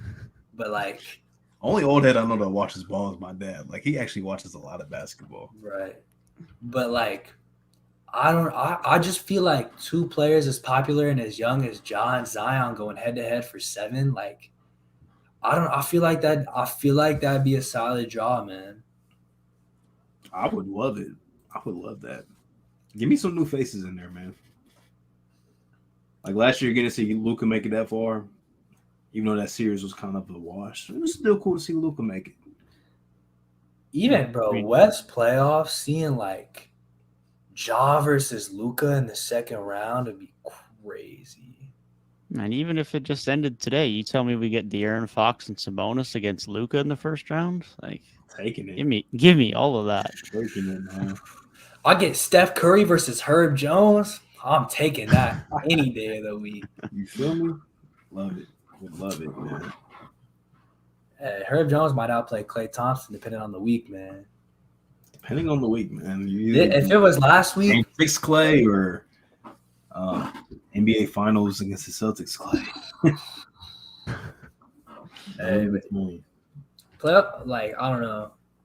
I think East first round would be kind of dirty, but East second round, oh boy. Like East first, I think the Bucks, Nets, and Celtics are taking care of the Pacers, Knicks, and Heat. I think pretty handily. I think the 4-5 matchup will be pretty solid, but boy, that East second round might be some of the best ball you see all year. Yeah. Assuming Brooklyn can stay healthy to that point. Yeah, if Brooklyn are healthy, undoubtedly the East is going to be amazing from the second round on. Amazing. First round, yeah, might not be great unless Miami make a move to actually get a bench. Then they could play spoiler just because their defense is so annoying. But I'm just thinking, do the Nuggets have a good rivalry matchup in the West? Like, does that because I feel like Jokic is always getting into these fights, bro. Clippers, Like, I feel like maybe Jokic is so about that. Hear me out. One, Nuggets came back on them in the bubble. Last time, well, not the last time, but Clippers were favored in that 3-1 comeback. And then Jokic versus Marcus Morris. What did he did to his brother? That's beef. That might be the best one in the conference, like rivalry wise. It's beef, man. I'm so mad at the people who are hate on the Grizzlies for talking all that shit, bro. Like, come on. Personally, I love it. It's Me the too, same man. people Me who too. say, "Oh, the NBA is so soft nowadays, Yeah. bro. They're all buddy behind the scenes. They don't have real rivalries." Back in the Jordan days, IT and them boys wanted to kill him, man. I guess it was Zeke and them boys. IT. Like when Ja said when he got asked who wears you in the West, he said the Celtics. I love that. Like Hey, Yeah. I love that mentality, man. Yeah, me too, man. Like- Like, I tweeted something like that the other week. It said, like, people want rivalries, but hate the things that instigate rivalries. Like, you can't have it both ways. Bro. I love And it. that's why I'm Love low-key the kind of NBA. sad. I'm sad that the Timberwolves aren't better, bro. Because Facts. if the Timberwolves were better, Yeah. they're another team, bro. That was The building Grizzlies- towards being a real beef right there. Grizzlies, Timberwolves, Warriors. I mean, we could Those still three have especially, Grizzlies, and kind of the Timberwolves. Suns, because the Suns kind of had that cocky attitude about them too. Everybody hates the If Suns. you like rivalries, you should want the Grizzlies, Warriors, Suns, and Timberwolves to be good. And honestly, the Lakers too, because everybody always hates the Lakers because it's LA and everybody wants to beat LeBron. Because bro, any young player, you grew up watching LeBron at his peak. Any young player in the league right now. So you're telling me you go to the NBA and beat LeBron in a series? Is Dallas Phoenix a mini rivalry? After what happened last year, yes. Okay. I think Really, the big Phoenix Dallas dislike rivalry? Dallas, but I don't think Dallas care about Phoenix. I don't know. I'm gonna be honest. I feel like Luka don't mess with them, man. I need Dallas versus Clippers 3. Dallas. Could that Is that be a rivalry, the? though? Because mean, the first let's one put it ended in this way. 6, the second one ended in 7, and then the third time finally, like Luka to get his moment and finally take that team out. That be I mean, NBA I finals. feel like I Luka- need it, bro. I need that. I If need Luka that. beat those guys, that could be the dethroning of that era of the Clippers. That would be a wild ending. Yes. He probably dismantled their franchise. Is he the new franchise dismantler if he beats the Clippers in the playoffs this He year? might be. Because he's kind of the Suns have not been the same since Luka, bro. He cooked Chris Paul's career. Respectfully. Love CP. I'm glad you brought up the Timberwolves because, bro, I follow so many Timberwolves fans. They hate the Grizzlies so much. And Everybody I always does. see them on the timeline like, here goes Ja again, or the Grizzlies. Bro. I'm just like, I kind of love it though because it's like it's a friendly beef, and I enjoy that. Is it friendly? They're always like, bro, Jaw is so corny. Not Dude, I friendly, was so but sick. He made those like after like the we're not worried about them comments. Like, oh, they drop one to the Nuggets, they drop one to the Warriors, drop they one lost to to the the Warriors Suns. without Steph. Oh, Bro. I thought you wasn't worried, Ja. Bro, like shut now they look now what are they saying now, bro? They've won 7 in a row. The Grizzlies are the 1 seed and they're 17-3 at home. Quiet. If the Grizzlies have home court advantage against you, good fucking luck, buddy. And they really believed that they would have beat the Warriors last year if Ja didn't get hurt. Like they firmly believed that. And I'm not mad at them for thinking it. No, I respect Confidence that is key, bro. That's a confident gotta- group of guys, man. Dylan Right. Brooks looked now, given he's close to hometown, but Dylan Brooks looked like he was playing a home game in Toronto, man. He was making sure we knew that he was balling that game, and he was locking us in that He's game. been really good Bro, this year. Like Dylan Brooks, he might be. If you're a Grizzlies hater, I feel like Dylan Brooks has to be your least favorite player because his Yeah. shot selection is so bad sometimes that like if Dylan Brooks is hot against you and he's taking those bogus shots and he's they're hitting falling, bro, you're infuriated. His Like, jumper you- looks so You definitely are. suspect, like, but it's going in, and then he's probably clamping your best offensive player on the other side of the floor. It's terrible, bro. Let me tell you, the fans in Toronto were definitely not loving him when he was balling that game. But I was cheering for him a few times in that game. He's just so fun to watch, man. Like you say, he's so easy to hate, but oh man, do I love his game. Such a fun player to watch. Dev is Just- definitely a closeted Grizzlies fan. We figured that one. out. Oh, Old-fashioned 100%. player. 100%. I got no Hey, shame in admitting that. That's his Our- Western Conference thing, man. That's his Western Conference Our thing. closeted Jaren's been my fandoms guy. run deep. Dylan's been my guy. Like that's just a fun team, man. Very That's a fun team. Anytime we got a good defense and they got some extra highlight reel guys in there to throw in top of it, we know I'm in. We know I'm in. Man, I'm a I don't fan. even- I'm a fan strictly off of their social media team. My favorite in sports. Man, I don't even know who. I couldn't even tell you Tyrik's real closeted fandom, man. It's becoming. I know. It's I know. becoming the Kings. I'm gonna say with Devin, it's definitely like Memphis and Orlando. Mine's is probably Detroit. It was the Suns, but I can't get behind them too much no more, man. I can't support that, man. So I might be taking my talents to sack, man. I'm all in for the playoff run. Yeah, me too. I'm kind of let other people taking the reins on Sack now. I still like him, but I got him through the point of getting them to the 5 seed over the summer. So I'll let everyone else jump on now. Never forget who man. who on the pod had De'Aaron Fox in their top 10 point guards. Let me remind you. It was this guy right here. It was this guy right here. Hey, so we made up for all of the Sacramento hate that we gave them last season. We made up for it, man. Hey, man. De'Aaron Fox was on my top 10 list. We've been showing crazy love because here's the thing. We were just talking before the pod about these stupid ass apology forms when they were just actually bad. Bro, the Kings front office, their talent, the whole organization was terrible. Bottom of the barrel laughing stock. Really? I'm not apologizing for nothing, but now they've turned it around so well that, bro, you have to let the respect be as loud as the disrespect. I was hating hard, so now that you're up, I'm going to show you love because you deserve it. Amen. Amen. But that's because I'm a closeted fan of everybody, apparently. So, you know, I got too many to name at this point. Yeah, I'm gonna save the rest of my Kings talk for All-Star prediction season because they keep playing well. We might have two guys to talk about getting on an All-Star team. Dang, De'Aaron Fox making it over Shea, which is coming soon. Over Shea, I will let you know that Shea is currently starting for me, so he definitely ain't getting in over Shea. I was gonna say over shit. Speaking of All-Stars, I don't know if this was before our last episode or not. I made a TikTok about Jalen Brunson. And what I said in the TikTok rubbed people the wrong way. I said he's having an all-star caliber season. Didn't say he was an all-star lock. I said he's having an all-star. I said he's putting up all-star numbers. And people accuse me of being a Knicks fan. That's wild. He's definitely got another closeted fan though. And I went through players that are averaging like similar numbers to Jalen Brunson. About 21 and 6.5. And it was like Darius Garland's around that. DeJounte Murray's around that.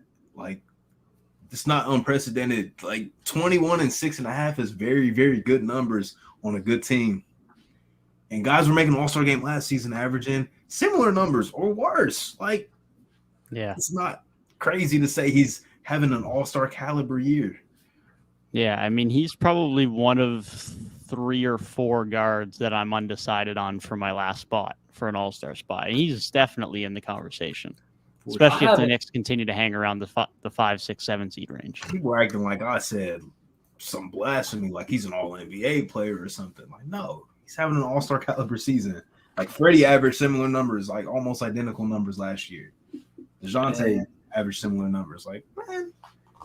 And I ain't made the list yet, but it's just like there's a lot of guards. There's so many guys. You think like just looking at like the teams above the Knicks, it's like you got Kyrie's probably a lock. Donovan Mitchell is a lock. Darius Garland, he's missed some time, but I would assume he's in. James Harden, I would assume is in. And then I'm probably taking Tyrese over Brunson, and that's already 5 guards deep. And that doesn't even talk about. Yeah, I was going to say it doesn't include Trae Young. That doesn't include DeMar DeRozan, who's been playing really good. DeMar DeRozan's when he qualifies as just always changes. He needs to be a winner. Without spoiling too much, Dev, because you're always extra prepared. Is Trae Young an All-Star on your ballot? All-Star, yes. I'm not saying it's anywhere high, but he is currently an All-Star. Okay. It's not even necessarily locked, but he's there. Okay. He's there. 27 and 10 is an All-Star, bro. Look, man. You can't have a guy. You can't. Counting numbers are an argument for. Look, it's the All-Star game. It's like it's not as deep as like All-NBA and all that kind of stuff. It's the All-Star game, bro. When it comes to who gets the All-Star game, man, it is that honestly, the counting stats usually do matter for the All-Star game. Not my All-Star game. Because it's the All-Star game. Well, yeah, that's why when we do it, this is going to be in the title are all-star ballots. 3-point weekly is all-star ballots. Like this is why the defense guy, has Brooke Lopez, Nick Claxton, and Jared Allen in his short list of guys he's considering because I love my defense. And I will also note that there was about 2 or 3 guys that you mentioned in there as locks that are not anywhere near locks in my team. I'll say that much. So probably like Darius Garland and James Harden, I assume. Yeah, there might be a few other guys. I was thinking. I feel like Tyrese is there, bro. The Pacers were not expected to. We all had the Pacers as a 15 seed, and they're a 6 seed, and he's good. All I'm gonna say is I might have 2 or 3 guys who are a little bit off the board. I'll just say that. I haven't done my ballots yet, but yeah, Darius Garland's kind of iffy for me. Off the top of my head, I'm just gonna say that, and I'm the biggest Darius fan probably on this podcast. He's a little iffy for me. Okay, regardless, I think Don, Kyrie, and Tyrese are in, bro. I'm sorry. One of them's not for me. One of them's not. You're probably talking about Kyrie because there ain't no way in hell you're telling me that Tyrese and Dono aren't in. But he's so tough, man. Because you gotta think JB's a guard. Yep. DeMar's a guard. Kyrie missed some time. JB's averaging 27 as a number 2. If we come on here in like 2 weeks or so, and the Nets are like for real continuing most of their success with KD out, that changes. Kyrie's a lock. He's in. He might be in. He might start creeping into some different conversations at that point. I'm just thinking like Eastern Conference playoffs wise, like because fan voting is a part of the starters. Like Kyrie's just so popular. Yeah, that might be what gets him in, but I don't care about fan voting, so. I don't give a damn about fan voting. I made a tweet. Y'all not for the people. Y'all not. I'm for my ballot. This is my vote. He's not for the people. I'm not. I'll put Wendell Carter in there if I want to. I don't care. There's a tweet from I think Saturday.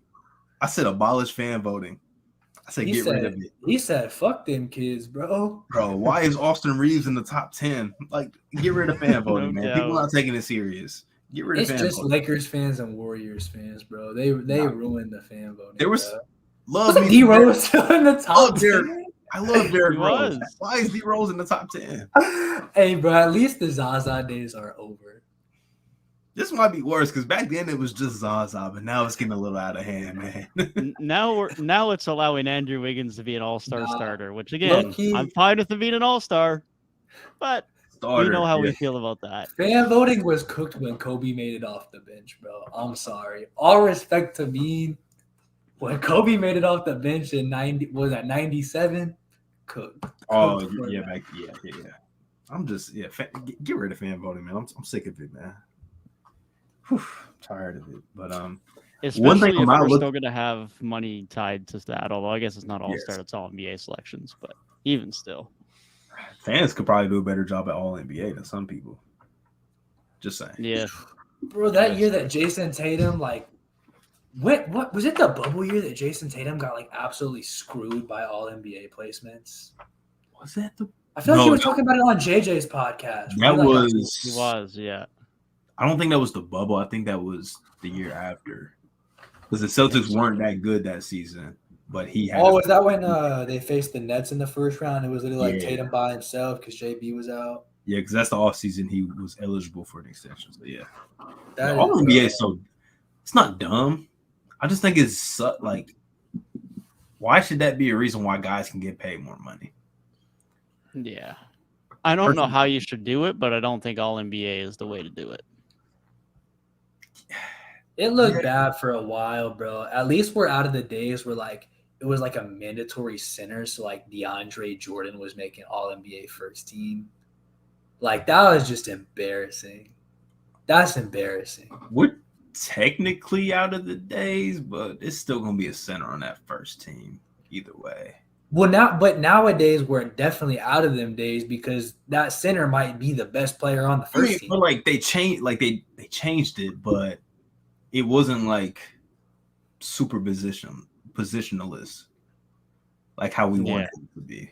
I mean, I don't know. I feel like there's a certain argument for it. Guys are eligible for multiple positions, but who's gonna vote Joel as a power forward? It's not. Yeah, exactly. It's just like I think front court versus back court, there's something to be said for, just because say the state of the game, go back to like an era where bigs are super dominant, where now the bigs have all the best stats. So how are your guards going to make the all NBA teams if all the best stats are on the bigs? Or like an era like 2014 to like 2018, where it's just straight all guards. Now your front court players, because like the game at the time is just so guard dominant. What are you going to have 15 guards on the all NBA team because 12 or 13 of your most used players are guards, and then the other two are like LeBron and Kevin Durant. So it's like, I think there's something to be said for front court versus back court, but like the center position exclusivity was quite bad. All due respect to bigs in that era, though, it's like if you want to make all NBA, like go be that good. Like obviously guards are more prevalent in that era, but if you're good enough to go get all NBA, go get it. But if the guards are better, just give it to the guards and don't reward someone for putting up mediocre numbers relatively to someone else just because they happen to play a different position. You guys talking about the DeAndre Jordan era? Yeah. Oh, yeah. That's true. But the best big at that time was Boogie, and he was the victim of being in Sacramento at that time. Dude, I can't believe DeMarcus Cousins was actually like far and away the best center in the NBA for about 5 years. But honestly, like they should have just said to hell with it and just put him on the first team, because having DeAndre Jordan there was just like y'all know the meme of like the clowns with the soldier, like that's what that meant. Like that's the definition of being like who invited this DJ. guy, He was good for what he did, but all NBA first team, like that's saying you're the best center in the league, and he was not near the best center in the league. Bro, respectfully, Clint Capella would have done the same thing minus a poster on Brandon Knight. Yeah. It's just the Chris Paul effect, man. Chris Paul got a lot of dues paid. What did DeAndre Jordan do without Chris Paul? Somehow kept the job. He keeps his job. He keeps his job. He keeps his family fed. He keeps his family fed. Like, what teams has he found major success on outside of that? Not many. I'm trying to think. Not first-time All-Stars, but there should be potentially some first-time All-NBA guys. Donovan Mitchell should make the All-NBA team this year. 100%. I think there'll be first-time All-Stars for sure. I didn't want to say it because we haven't done our ballots yet. You know, I don't want to spoil too much. Because I already said it about 5 times. I like to have the surprise of the potential Chris Middleton All-Star selection like we had last year. That shit was crazy. I still can't believe that word.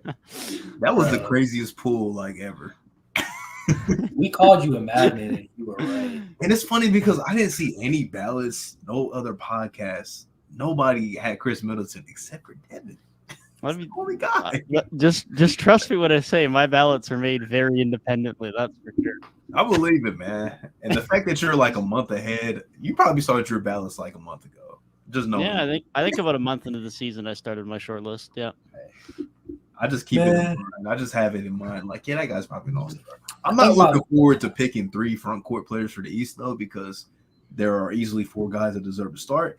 And the odd man out, well, at this point, it might be evident considering injury, but before then, that was going to be a tough decision.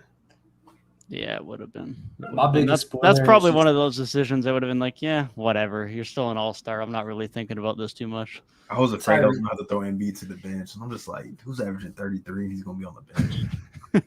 That's wild. Y'all know Tyrese Halliburton's on my team, man. I've only said it 8 times this episode. He's dare I say on my short list. Tyrese is on. I don't think they were supposed to be a 15 seed, bro. I don't think he's a super lock.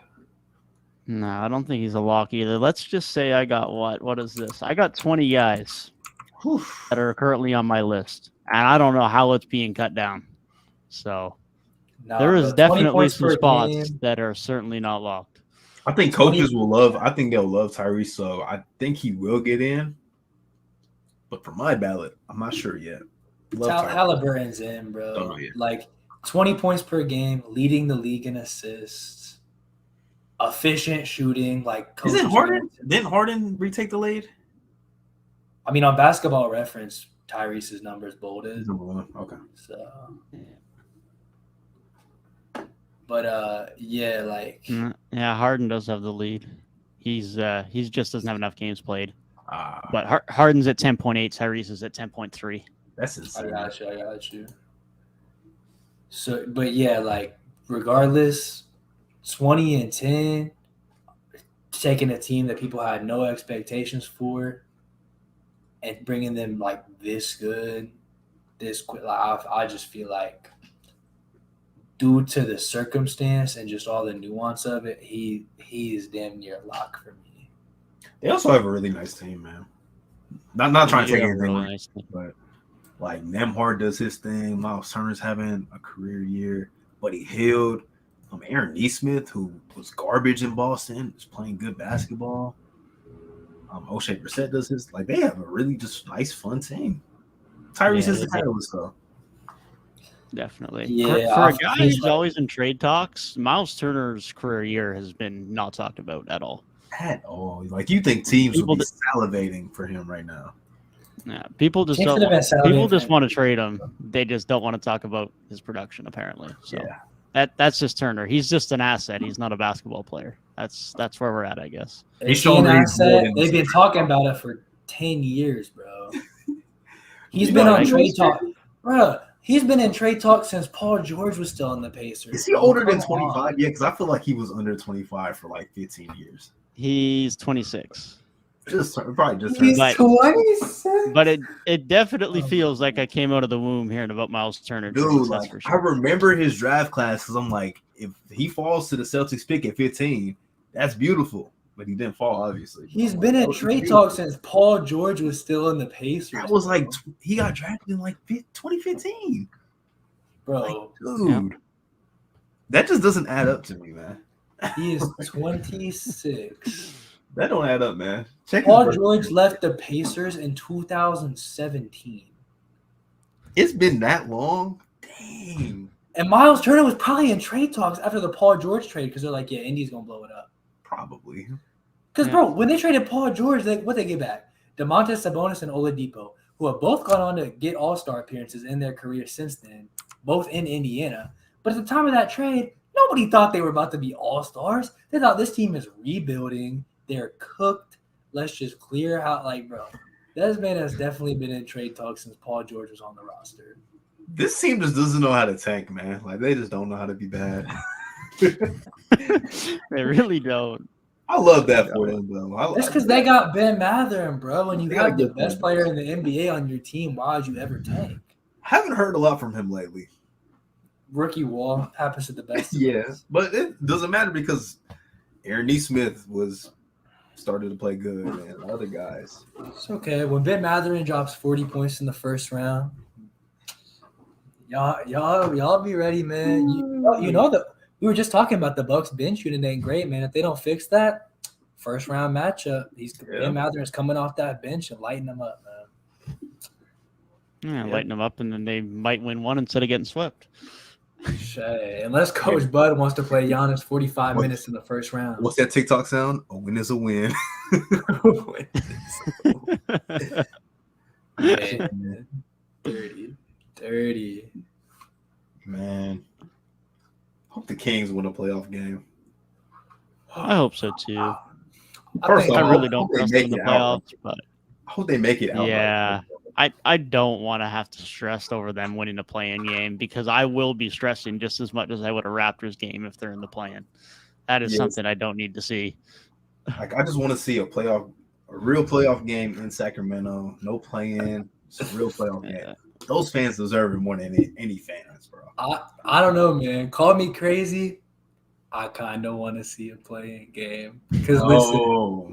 Bro, those fans don't deserve that, man. Bro, because listen, because I saw what happened to Minnesota last year, and just the visual of winning the play-in game. That's cool, but dude, Patrick Beverly, I was stressing that game like I was a Minnesota fan because I was It was a great product. I was so bought in on that team last year, like before the season even started. I'm like, I think they'll be a playing team.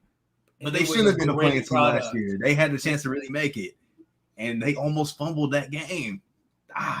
It was a great product. The end was, but the stress wasn't. I feel like I was watching the Celtics in the playing game. Like, Exactly. And that's good television. No, the Kings deserve a playoff game. I don't want good television. Screw good television. I want to see Sacramento in the playoffs. Man, I like basketball. I like the highest level of basketball. Look, that first all the chips on the table. That first playoff game in Sac, I will be watching one way or another. I'll watch that game. I'm going playing live. Game. I don't know if I'll be able to watch it. I'm going live. I'm going to Dallas. Might have to make a trip. Hey, man. God. That might be around spring break time. You never know. That's around the time that the NBA regular season ends. School will be out. By the time the NBA playoffs start? Regular season is like March, bro. No, it doesn't. No, like mid-April.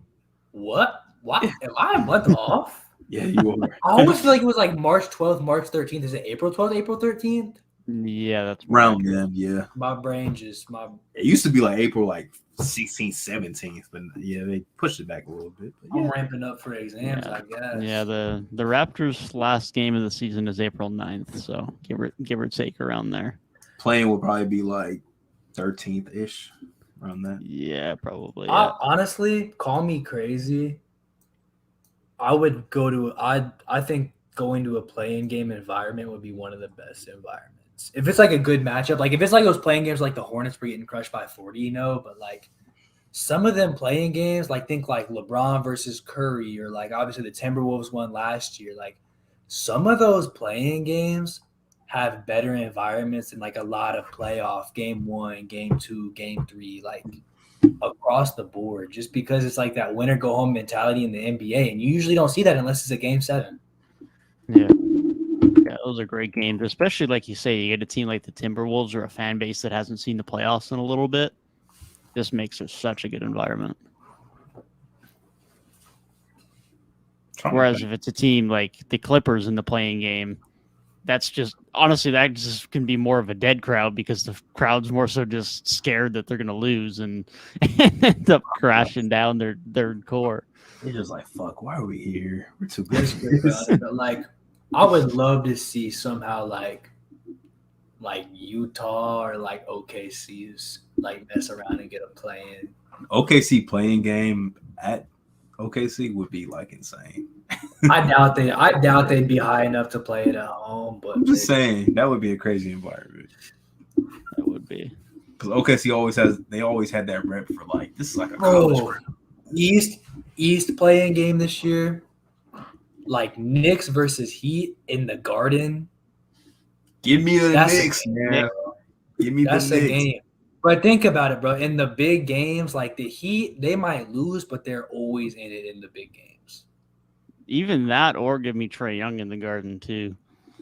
Could be a lot of good playing matchups there. Trae Young in the Garden with playoff implications again. That'll heat up a little rivalry. With one in a winner go home situation, man, Trae Young can get you a game. He can get you a game. In the Garden, especially, bro, that's rivalry reignited. They had the rivalry, they both fell off, and now like only one of them gets to go back. Give me the Knicks though, man.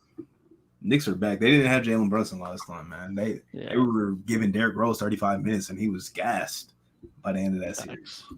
Facts. Although unlikely, give me Bulls versus Raptors as well. And although I'd hate to see it as a Raptors fan, DeMar sending Toronto home would be an absolute scene. That would be crazy. That would be. I'm here for it, bro. I'm here for it because maybe that'll be the thing they need to realize. Okay, the guy that we traded away 5 years ago just like sent us home packing with our new core. It's time to rebuild. Revenge tour. It is time to rebuild. Revenge tour. Respectfully, anybody but the Wizards. I don't think the East has a bad playing game as long as the Wizards don't find a way to creep up. Yeah. I don't think they will. Because even if Give the me Pacers slide down, then it's like the Pacers, like they've been so good this year, they didn't have any expectation. Like you want to see them make it. So anybody in like that 6 to 11 range in the East, I think it's all good play in matchups. Yeah, definitely. Give me Orlando and let Franz and Wendell just cook Chicago. That would be great too. Classic Franz Chicago, man. Was watching their game the other night against the Warriors. He's one of the best finishers in the league, bro. The way he gets to the bucket, he just finishes like without like being uber athletic, but just being crafty. One of the best in the world at finishing. 100%. France? Yes. Yeah. Yeah, Hey, he's so man, nice. He keeps flipping the narrative, man. I think he had that perception of like, oh, another Euro guy that's gonna be okay. People slept on him, did good things. They're like, oh yeah, he came in skill because the EuroLeague guys, they always come in skill, but low ceiling, low. He just keeps pushing it, man.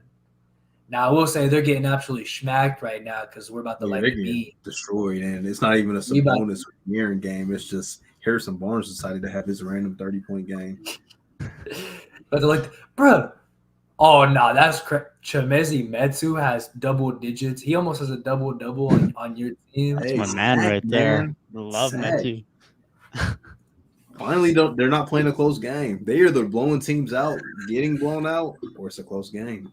They just play good team ball, man. They don't really get blown out that often, like off of memory. I don't really. Hey man, Keegan Murray doing exactly what I needed him to do, man. I was a part of the Keegan Murray hype train, and he's doing exactly what I wanted him to do. He had a nice game the other night against the Lakers, I believe. I think he looks cool. He doing just enough to just play good, man. He's taking almost 6 attempts, right? Like just shy of being a 40% 3-point shooter as a rookie. What else do they need, bro? What else do they need from him right now? He's not rebounding like he was in college, which is obviously expected, but he got Sabonis down there. Sabonis gobbles up every rebound, it seems like, so makes sense. Yeah, exactly. But, hey, that's all you needed from him, man. He can space the floor, get you double-digit points per game. Hey, man, you have pieces already. Like, what more do you need? I got some random shout-outs, though. I know we do this every podcast. Got some random shout-outs. Random shout-outs. Let's go. We'll stick with Sacramento. Kevin Huerter. I feel like I Red did Velvet, but it seems like he's just getting better. Always hits his overs on FanDuel, so I mess with Kevin Huerter. Oh my God, bro! This dude is a gambling addict. He always hits his overs, man. This man Tyrik has 2 modes on basketball right now, man. It's either a gambling addict or complete Malika simp, bro. It goes 2 ways with this guy right now. Anyways, back to the topic. Thomas Bryant is playing really good. Tune back to the after show for that one. Yes, Thomas Bryant is playing really good basketball. I've been so damn impressed with Thomas Bryant. And Anthony Lamb been shooting the lights out for the Warriors. Been shooting the lights out for them. I think he just had a 26-point game the other night. He was the only thing keeping that Orlando game somewhat competitive for 3 quarters. He was playing really well. But that's my random shout-outs for this episode, though. Random shout out. Jamal Murray, I see you with the 34 piece. Jamal, hey man, anytime we see a good Jamal Murray game, I feel like he ain't been talking about hardly at all this season. I know not reaching the same heights he was at certain points, but anytime you see a good flash from a guy coming off something like that, we'd love to see it. Definitely, man. Look, hopefully he holds his level in the playoffs as he did before, because that's definitely going to help Denver not be a carry job as much, and hopefully get past their defensive concerns a bit and still be able to have some success in the playoffs. But man, I just love looking at the teams that are struggling for these guys. I got to give Fultz some love. I know he hasn't been amazing, but like he's been good since he's been back. He's been good, and considering he's hardly played yet and has come back from a couple of significant injuries, glad to see him doing well. Who was the other guy? Josh Giddey was the other guy I wanted to mention. I know we mentioned him a bit before the podcast, but he's looked really good as well, especially over the last few weeks. Scoring touch looks a lot better. 3-point shooting looks better. Jump shot in general looks better. He's been playing some really good basketball as well. And not an under the radar guy, but Charlotte have looked a hell of a lot better since LaMelo's come back. And I think we forgot a little bit just how good he was. And he's been not missed a beat at all since he's come back.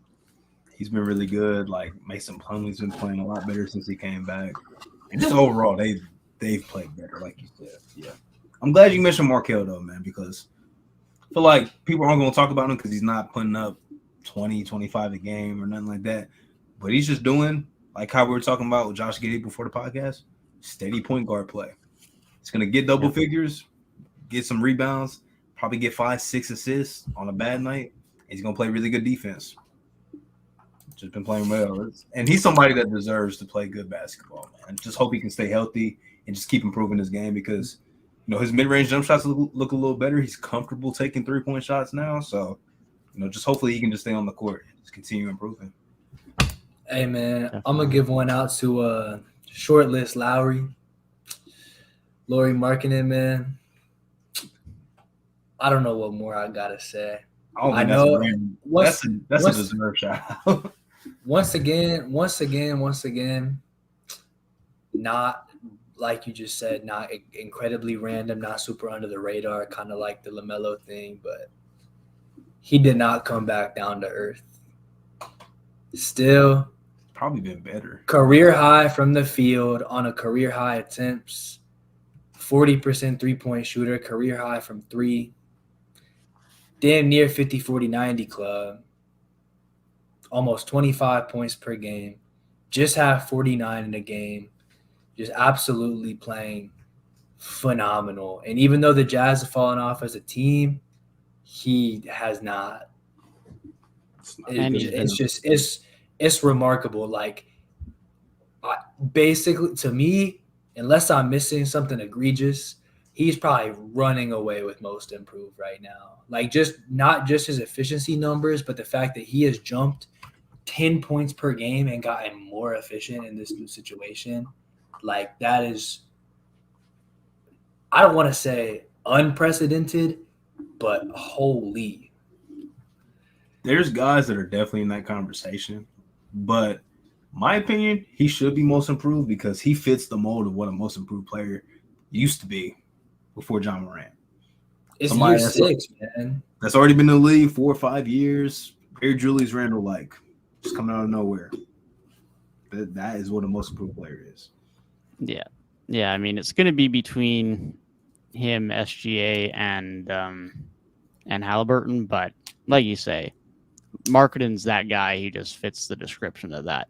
Halliburton I could live with, but all due respect to SGA, like, I don't need to see him win an MIP. We know he was an all-star talent already. Didn't he average like 27 or something already? Or did he just get like 25? Like 24, 25-ish.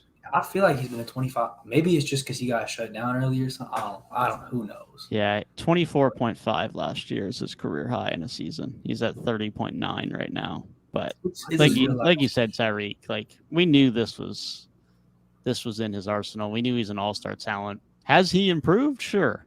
He's definitely improved, but I don't need to see potential all-star starters winning MIP because then there's no room for guys that aren't the top 15, 20 guys in the league to win most improved player, which I don't need that award to be that. That's what we got at the All-Star game for.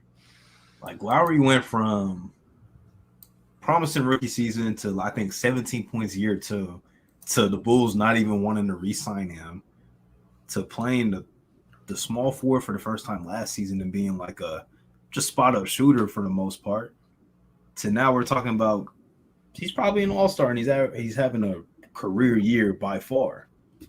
That's what a most improved player was when, you know, we were growing up in the basketball world. He's listed small forward right now. So, like, legit 7-foot small forward shooting 41.5% from 3. Yeah, he pretty much is playing the 3 because Kelly O plays the 5. Vando is basically the 4, even though he probably guards wing players and guards more often than not. Yeah, that leaves Lowry playing the 3 on the offense side of the floor. Laurie Bird, man. Killing. He's here. He's here. Those are the best career arcs too. Like he went up to like almost 19 points per game in year 2, and then bro just fell off for like 3 years, and now he's just on back. I don't know how much of that was the Wolves or him, but it might have been a combination of both. He was playing with Jim Boylan, bro. Come on. Jim Boylan's like probably worst coach of the last 5 years. On a short list, at least.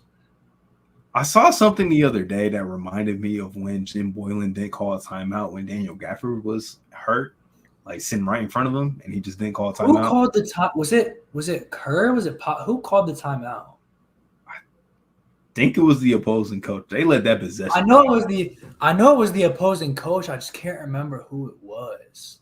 But I feel like it was like a pretty like hot like. I think it was Pop. For some reason, I can picture the Spurs in like the score box.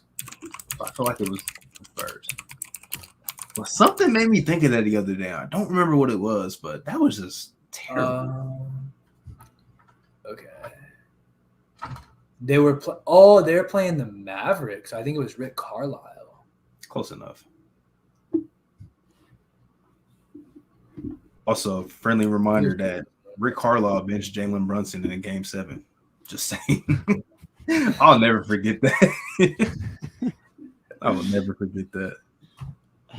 That is a wild decision, but hey, he's doing good now, so we'll give him that. Great, man. Doesn't know how to have a losing season, except for last year, but yeah. Just like Mike Tomlin for real, man. Not Shout throwing too much football too early, but shout out Mike Tomlin. That's magical, bro. He looked at them dudes before the season and was like, I can get 9 wins out of these guys. There's got to be like, I don't know. What's the NBA equivalent to just coaches that can't have losing seasons? Coach Bud, bro. He's had some good players, but I don't know. I just feel like Coach Bud in the regular season, he always gonna get you there. I was thinking Spo. He's always gonna get you there, bro. Yeah, that's true. That's true. Oh, I think Doc Rivers, bro. Doc Rivers always gonna get you there in the regular season. Low key, Brad Stevens was always at least winning 41 games, even with terrible rosters. Yeah. Hey, low key, Jacques Vaughn, he was putting up wins with Spencer Dinwiddie as his number one option, bro. Can't say that though, because when he coached Orlando, they were still terrible. That was bad. That was like 10 years ago too. That was a while ago. Hey man, he came up a little bit, man. That's the old days. That's the old days. Fair. That's fair. I don't know, man. I feel like the NBA is so like every team that's good right now like has somebody real good on the roster. Maybe Coach Tibbs, but he's had some pretty terrible seasons. In Chicago, that's probably Tibbs because he was winning 40-plus games with DJ Augustine as like his best offensive player. Bro. What's his name, bro? Steve Clifford? Besides this year. Besides now. But like Steve Clifford on the Magic, bro. His best player was Vucevic, and they were making 8 seeds. They were making the playoffs some one way or another. Ain't nobody's on that. The only person on that like Mike Tomlin level though, like Bill Belichick level, like bro, they're not having a losing season is like Kerr and Pop. I think because even Spo, I think has had some losing years. Pop's had losing seasons, and so has Steve Kerr. Yeah. Oh, Steve Kerr did have the injury where they got Wiseman, huh? It's hard in the NBA. It is really. Pop has now, but not saying it's not easy in football, or it is easy because it's not. Well, but it's hard. Belichick's had a losing season at this sport. point.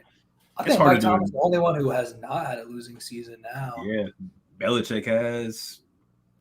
So yeah, it's I don't want to count people that are like super new and like their teams are successful. It's unprecedented for sure to have a 10+ year coaching career and not have a losing season. Like a lot has honestly, at this point, it's hard to have a 10+ year coaching career. Yeah. Like look around the league and how many how many coaches have been with their team for a decade? Because I think like Pop. just looking around, like Pop's been there forever, but who else has real Pop, Pop? Spo. Nobody else has really been there. Games. Rick Carlisle was like, at this point, like even like Doc Rivers and Coach Bud are some of the most tenured on their current teams. Yeah. Yeah, and Stotts isn't around anymore, so that's not a thing. Right? Yeah, Stotts isn't around. Obviously, Kerr has been there forever. Yeah, I mean, even getting 5 years these days is not commonplace. Quinn Snyder was a pretty tenured guy, but now he's out the door for a minute. And Yeah. he looked like he was there for a minute. He went like he looked like he. Oh my god, that's hilarious. Nah, there's some. I feel like now there's like a new wave in though. Like there's a lot of guys. Like I think like Michael Malone. I think he'll be with the Nuggets for a minute. He's been there think, for like, a while. Like Maybe Willie Green, bro. I think Willie Green is gonna be around for like a minute. Like I think as long as that core is around Zion and BI and all of them, and they're still pretty young. So assuming Zion's career pans out the right way, Willie Green, he's gonna be around for a minute. He will be tenured. JB Bickerstaff, he'll end up being tenured for a minute. Bud's been there pretty long. Probably like I thought Nick Nurse was going to end up getting tenured, but like at this point, maybe not at this rate. It might be like a year down the road, and he might be on the hot seat, man. Y'all think Nick Nurse is potentially on the way out? I think he's like a year off the hot seat, just because I feel like this fan base and this roster, especially the way Masai's made moves, I don't think he wants to lose. I don't think he wants to be bad. Yeah, I agree. That was gonna be my next question. Yeah, maybe those Laker rumors come to light. Maybe Darvin Ham gonna be tenured, man. The way he making this Laker team play, I hope so. He deserves it. He's been an assistant for a while. Yeah, I keep seeing all these like stupid like NFL coaches get 1 year, then instantly get fired. Like NBA has a little bit more leeway because you have 82 games to implement your stuff instead of 17 and before 16. But like, man, like, I made a tweet earlier. Like the Texans probably schedule that tweet every year for when they fire their coach, because it seems like they do that every single season. It's back-to-back years now. Like, I don't get it. You know you're going to be bad. Why are you canning your head coach? It'd be no different than if like the Hornets fired Clifford this year. Yeah. Like, you knew you were going to be bad. I don't think it was a good signing in the first place, but obviously they did. So why would you can them 1 year in? Like, it just doesn't make sense. Yeah, man. I feel like in that situation, it's like some of those teams got to be trying to tank, man. I think, like, bro, when the Jaguars hired Urban Meyer, bro, he didn't even last a full season. I'm like, bro, you were trolling. Not in the playoffs. Bro, the worst, I still think, listen, even though, like, there's already, like, 6 head coaching vacancies in football, the worst hire is still Nathaniel Hackett, because that team has Russell Wilson. They were not trying to tank, and they were that bad. I find it hard to believe that, like, obviously Russ was bad, but damn, he just went from a Pro Bowl caliber QB to dog shit in one season. Geno Smith just broke his records, man. I think he was like the Monstars. I think he stole his skill. I feel like breaking records now has to be looked at with a grain of salt in football because they added that extra game. Yeah. It's always been like that, man. They used to play 14 games before it was 16. All the 16-game guys, like, it's just give it another 15 years and there won't be a grain of salt again. It's just the way it is. They might start going off of averages. They might have to. Yeah, they could, but then they would have started doing that a long time ago. Same thing with the NBA. It's just, it is what it is. I feel like NBA is kind of back and forth because so many of the all-time arguments are based on longevity. And so, like, using longevity, you don't look at, like, averages. I feel like then you look at the total counting cumulative stuff. That's why I don't. Which is crazy because, like, longevity is the big, like, LeBron argument. But if you look at LeBron's career averages, They are they're nasty, bro. It's nasty. It's disgusting. Because he was literally like, he has like his rookie numbers, and then like every year since then is just like top tier. Hasn't LeBron isn't his averages like 27, 7 and 7, and he's never had that game for a stat line? Like, is that Crazy true? stat. I'm pretty sure it's true. It was definitely true as of a couple of years ago, unless he did it like recently. If that's the case, that's just like crazy. Like, you played so much basketball, and you just never once had a 27, 7 and 7 game. Bro, he's played like 1,000 basketball games. Ooh, literally. That's so crazy. LeBron has played 1,397 career games, so almost 1,400 career games. I was gonna say 1,400, but I'm like, that sounds way too high. But I guess not. He's in what, year 20? Yeah, we might never see an NBA player with the type of longevity and playing at this high of a level as LeBron. We might not see that again in our lifetime. No, we definitely might not. Like, I don't know, man. It's just like, I feel like we really might, though, because just the way modern medicine is, and like, it's not like in basketball, it's like just LeBron doing this, but like, this is the same time period where you have like Messi going crazy, being older than anybody else to like be good that late. You got obviously Tom Brady being like 45 still. I mean, this year hasn't been great for him, but I mean, they're in the playoffs and he won a Super Bowl at like 43, 44. So it's like just across sports as a whole, it's like all of these like top tier best players are lasting longer than generations before through modern training, modern medicine, and like just modern techniques to keep your body in health, right? So I think it's still going to be looked at as an anomaly that LeBron's doing it because he did it in an era before it got more normalized.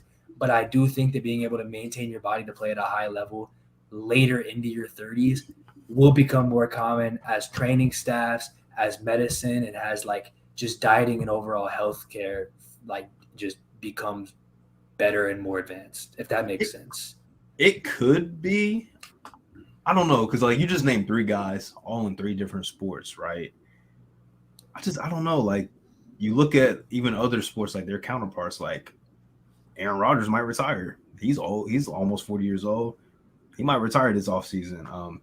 Ronaldo, he's not aging very well for a soccer player compared to Messi. And then like the NBA, there's no counterparts to LeBron because all of his counterparts are retired. D-Wade retired a long time ago. Bosh, Melo's basically out the league. Like, all those guys are retired, and LeBron's still going at an all-star type level. So I don't know.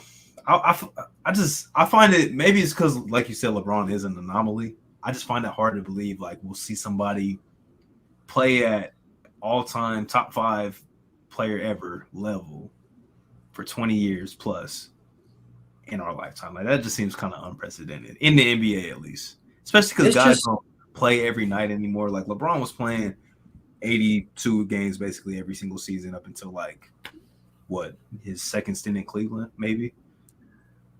I'm just thinking more so from like, think of a guy like Luka. This is gonna sound so ironic coming from me, but like Luka doesn't rely a lot on athleticism. He started hitting really big numbers really young, like year 2-ish. And so it's like, what about his game, especially in this era with high training staff and high medicine? Why would getting old stop him? He already plays the game at a slower pace than most guys do and just does what he wants. That's true. He already said he ain't playing that long. Gotta see it. We probably didn't think Braun was gonna last this long like 7 years ago. We probably thought, man, Braun will probably be retired by 40. He might still be playing all-star basketball at 40 at this point. Bro, they said LeBron was going to LA to make movies, and he won a ring like 2 years later. And then he got a scoring title like 2 years after that. Like, he's just doing it. He gets a scoring title, but it's only because of games played. Like, he's just doing shit now. Like, scoring title, I'm gonna lead the league in assists, like Gabe said earlier. Like, I'm gonna just do all this crazy stuff. Play center last year. This year, you know, I guess I got to play center again. AD's out, where I'm playing power forward. Like, he's just doing whatever, man. Who else has averaged 29 points per game in year 20? With 8 rebounds, with 7 assists. Nobody. Bro. Kareem was a shell of himself in year 20. Bro, Vince Carter at this point was talking about I got one more in me. Bro. Vince Carter was just team hopping. Like, he was just saying, and I'm going to go to Memphis. Only one man lasted longer than LeBron, bro, and that is Udonis Haslem. That's the only man. He don't count. Nah. Same draft class, but he don't count. He's been getting minutes this year, bro. Udonis Haslem. Yeah, because their depth is trash, not because he's good. Hey, look, I haven't seen him on the court since like when he guarded Tatum and he got cooked. The last time I just keep remembering when Hero tried to throw him a lob, and that might be the best clip I've seen all year. What was funny was watching him shoot threes, because I'm like, dude, UD used to be a mid-range assassin, and just watching him shoot threes was just so weird. But mid-range assassin is one thing. He's hit 6 threes in his career. Like, why are you shooting threes? I've seen him attempt like 3 just this season alone. Like, just watching games, I've seen him attempt 3. That reminds me like when Dwight Howard shot 4 last season, 1 this year. When Dwight Howard started making threes and started making some, like, bro, that was a crazy. Times have changed, man. Because back in the day, if Dwight Howard took a 3, you'd be like, man, what the hell? He get benched, bro. I don't care if he's the defensive player of the year. Crazy. Dwight Howard took a 3, bro. Stan Van was putting him on the bench. Like, that just always like pops in my head, like just how much the game has transitioned. Like, players take 10 threes by themselves these days. And back in the day, teams were taking 10 threes total. Yeah. Like, dude. Yeah. I mean, even a guy like LeBron, his 3-point attempts in the LA era, every single year in LA has had a higher 3-point attempts per game than even his highest before he went over to LA.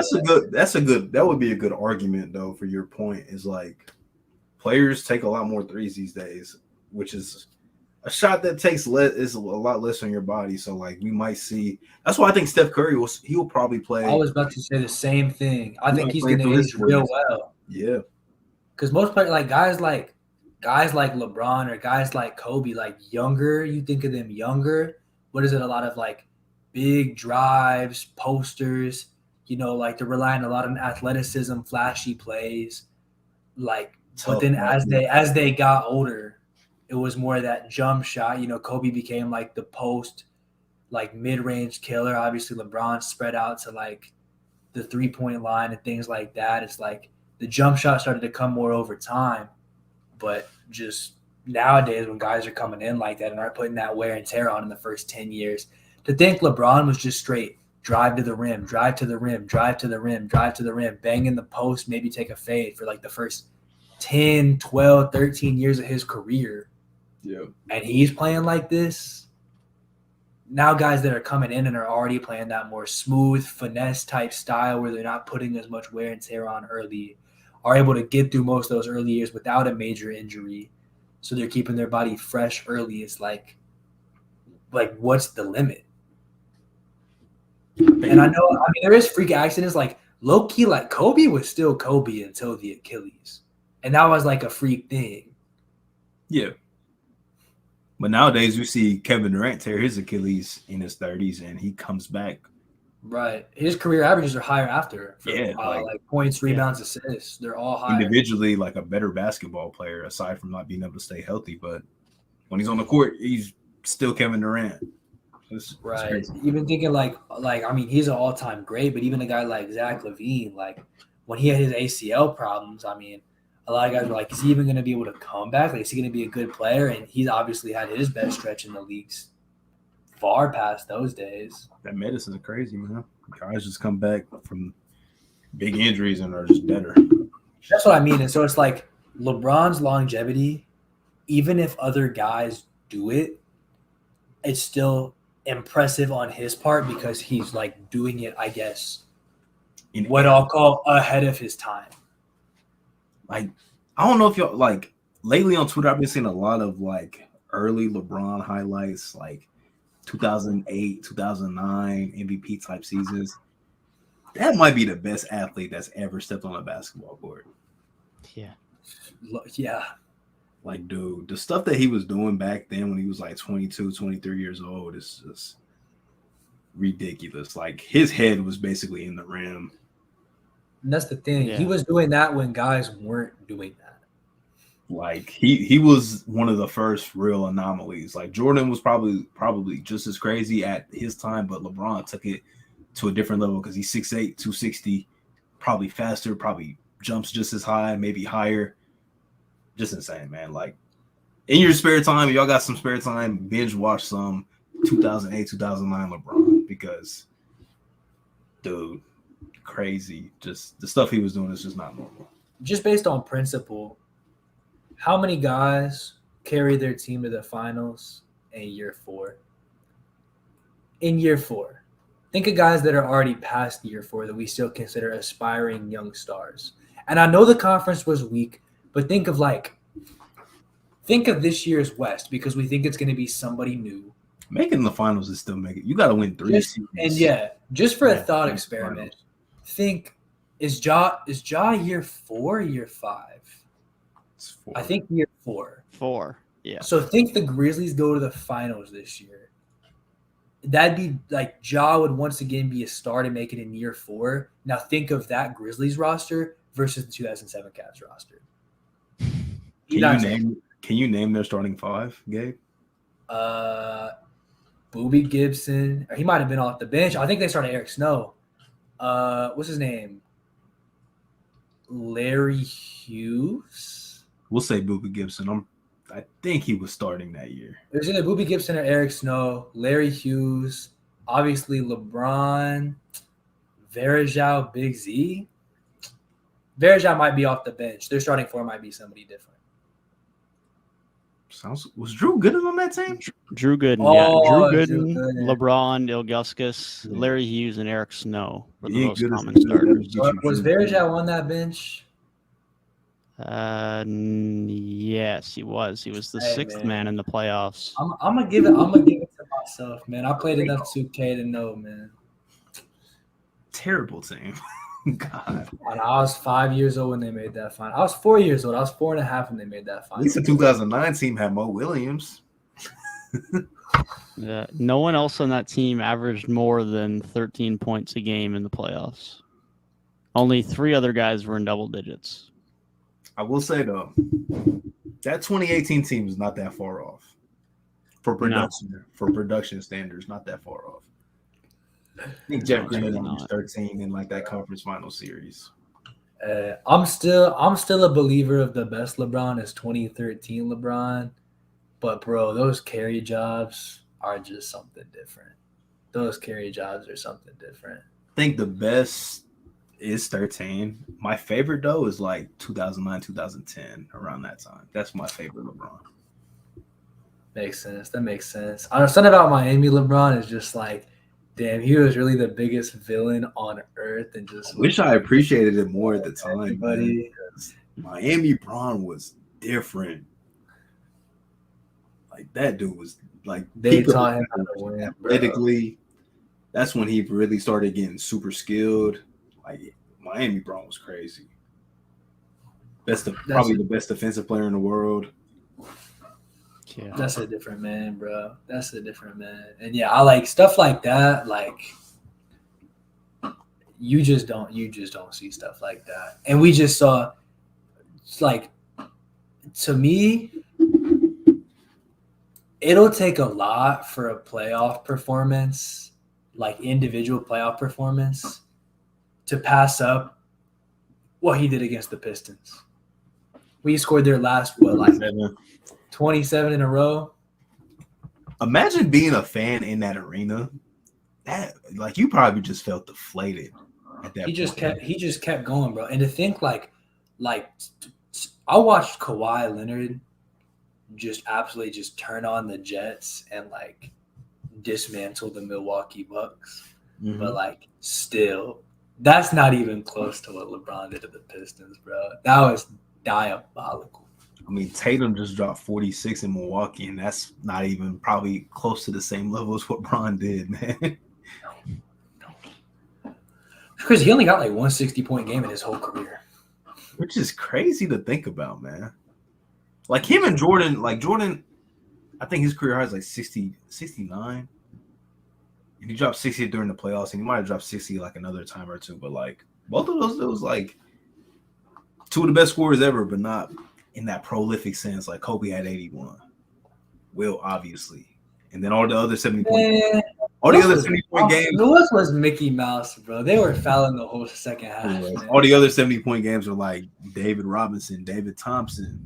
I think. Lucky David Robinson was kind of Mickey Mouse too. I'm not gonna lie, because he was trying to get the scoring title off Shaq. I think Elgin Baylor might have a 70 in there. Yes, in 70-point terms, bro. Yeah. And then Book and Mitchell. And I think Will has like 270s. When it comes to the 70-point club, I'm probably holding Kobe and Donovan Mitchell in the highest regard, just because I'd have to do some research on some of the other ones. David Thompson was probably killing. I ain't gonna lie. He was probably, but like a lot of those were kind of Mickey Mouse, man. But I know Donovan Mitchell and Kobe were not Mickey Mouse. Nah, Kobe absolutely put Smush Parker on his back. Absolutely.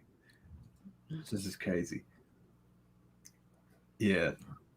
I was thinking, like, it was funny because I was thinking before Donovan Mitchell's game even happened, because all the big games that had happened recently, I was just like, I wish I was like a basketball fan when Kobe dropped 81 so I could have watched that game live. Because I just wanted that, like, that would have just been a crazy experience to watch somebody drop 81 points in an NBA game. That actually mattered because it was like late January. So that's like, you know, playoffs is coming soon. Like, you got to kind of heat it up. And I wish I got to see that live. And I didn't even get to watch Donovan Mitchell's game live because Monday Night Football was happening at the same time, and most of the sports world was focused on what was going on there. Yeah, terrible timing. Terrible timing to have that great of a game. I got a little bit of a trivia question or not trivia, but just an opinion question for both of you. Okay. And you can interpret this however you want. It doesn't have to be like an all-time great performance. It could just be something funny or like something that sticks out to you. But what is your favorite stat line like that somebody's had in a game? Because I have two that come to mind for me, and it's Russell Westbrook's 2020, and this one's like the random one, is when Rondo had like 2 points but like 25 assists. I was gonna say a Rondo game. I think he had like, this is back in Boston. He had like 18, 21 boards and like 12 assists or something like that. Yeah, that is random. That is real random. That is a wicked game, but Rondo do be doing that. Bro, his stat lines in Boston used to have some of the craziest games. I think he had like a 26 assist game back then. Like he used to get his assists for sure. He was getting them assists. Yeah, no doubt. Mine will probably always be the T. Ross game, to be honest. It was such a random 50-piece. Did you watch that live? Yeah. That's crazy. I did. Did Jamal Crawford have like 38? Random ass game. Weird game. My favorite random 50 is Corey Brewer, though. Yeah. How the hell that's a great one. Corey Brewer, that's crazy, bro. Jamal Crawford doing a 50-piece at like 50 or like 38 years old is kind of crazy too, though. He dropped 50. I feel like people for every organization, basically. People forget about that, bro. I think that might have been a like some sort of record for like the most time between like a player's first and last 50-piece or something. Probably. Because it was a super amount of time. I think, to me, my like favorite, most sentimental 50-piece will still probably forever be D-Rose on Halloween. Yeah. One of the few basketball games that's genuinely made me like feel emotional. But there's been a lot of good ones. Like Russell Westbrook was a 50-point triple double when he put like the Nuggets out of the playoffs on the game-winning shot. And like the game-winning shot was like 4 50 points. That was a crazy stat line too.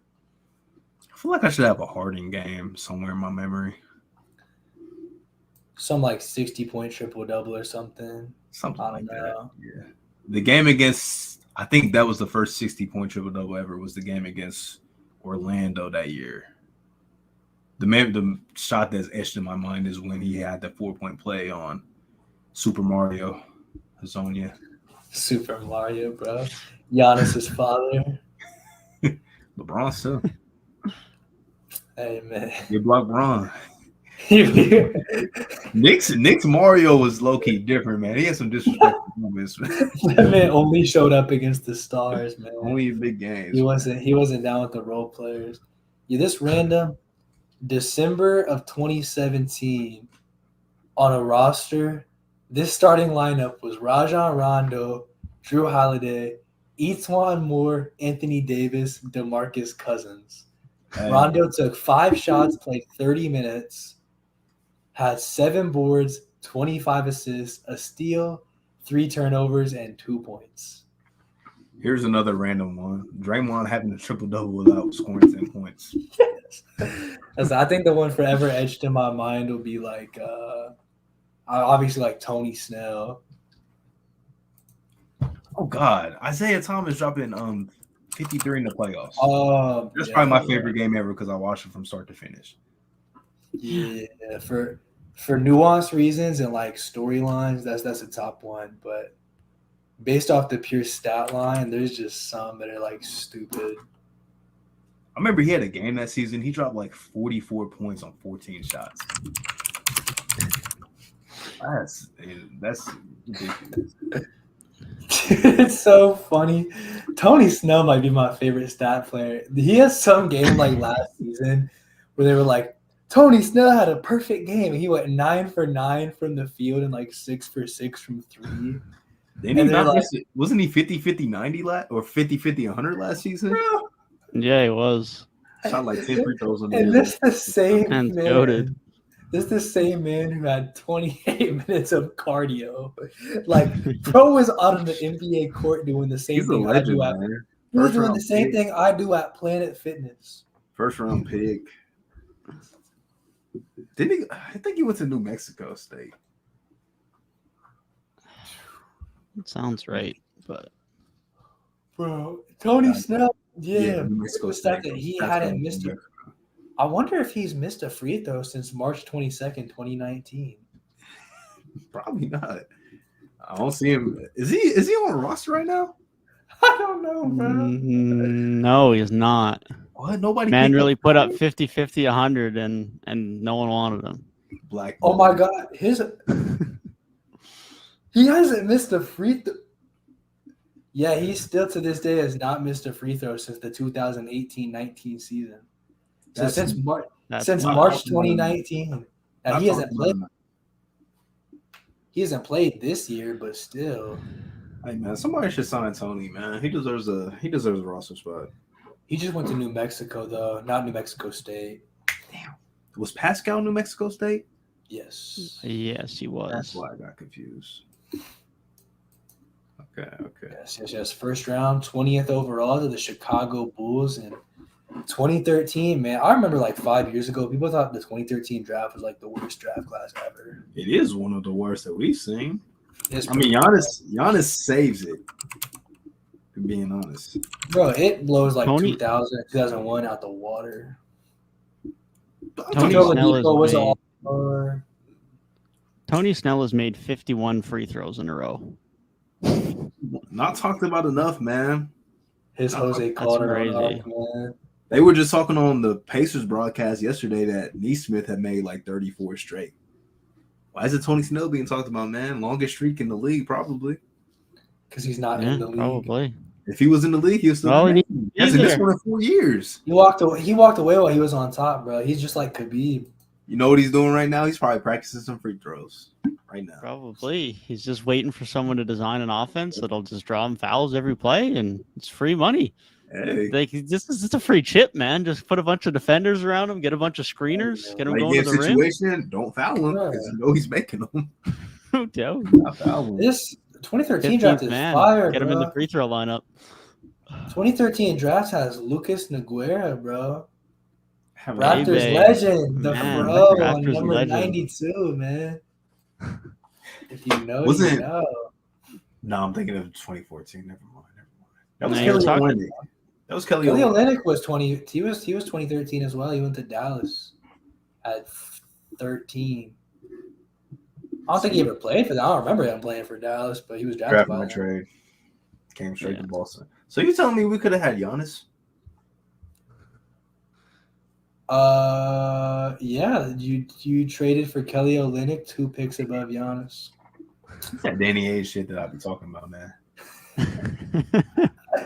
Honestly, Hey man, Jazz are up right now. say we drafted Kelly O. Game 7 legend Kelly Olynyk, but Kelly Olynyk. Oh, Tim Hardaway Jr. went to Michigan. I don't like him no more, man.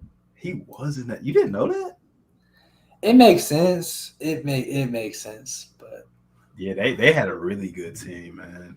That's one of my favorite college teams. they usually have a real good team, man. They had Trey Burke, Nick Stauskas.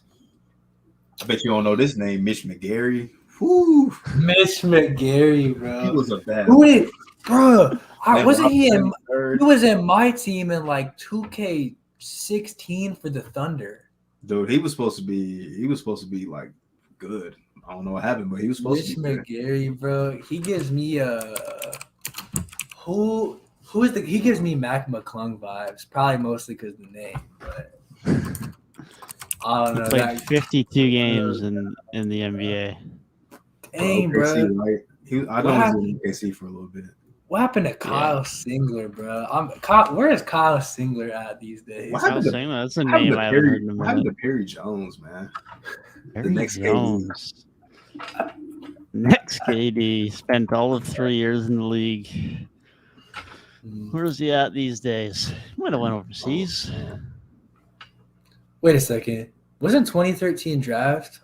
Is the guy who I think is in this draft in this draft? I'm trying to think. That was Anthony Bennett's class, right? Yes. So Did this class have? I thought this was Bruno's class for a minute, man. Nah, I he was thought 2 14. years away from being 2 years away. What a legend. Perry Jones is still playing. Hey, shout out to Perry, man. That's a legend in my book. My team legend, if you know, you know. He has played for about 10 million teams since he left OKC, but he's currently playing in Taiwan. Hey, shout out to him, man. Boy, The was third 6'10", professional league in Taiwan, but 6'10", could shoot, take off the dribble a little bit. Perry Jones, man, he was that guy.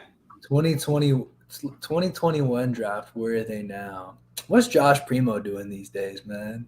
Unemployed. Man. I think I was going through our archives, and I think we were talking up on Josh Primo. Like, yeah, he's gonna be really good this season. Man, he was real good this season, man. He was real good. Next topic. 2013 draft. Wasn't Otto Porter the third pick in that class? I think Some so, of yeah. these drafts got it tough, bro. Why is there always that one player in like the top 3, top 4 that just don't pan out, man? Like Ben McElmore. Oh, Ray Allen, the next Ray Allen.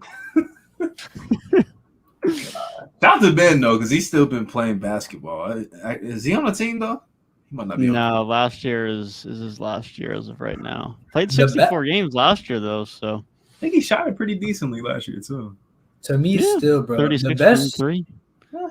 best current top 3 that's like not like super new. 19. I was thinking 16, bro. Ben Simmons, Brandon Ingram, Jaylen Brown. 3 All-Stars, yeah.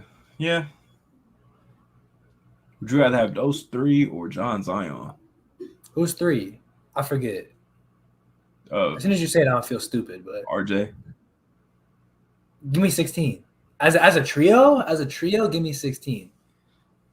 Fair. If I'm taking their careers to right now through the first few years, 16. But if I'm projecting the rest of Ben's career next to RJ, I'm probably going 19. Well, the top 2, none of the 4 of them can stay healthy anyways. So you're telling me JB versus RJ head to head? Simple. You're making it simple. RJ. No, RJ is not healthy right now either. So Not.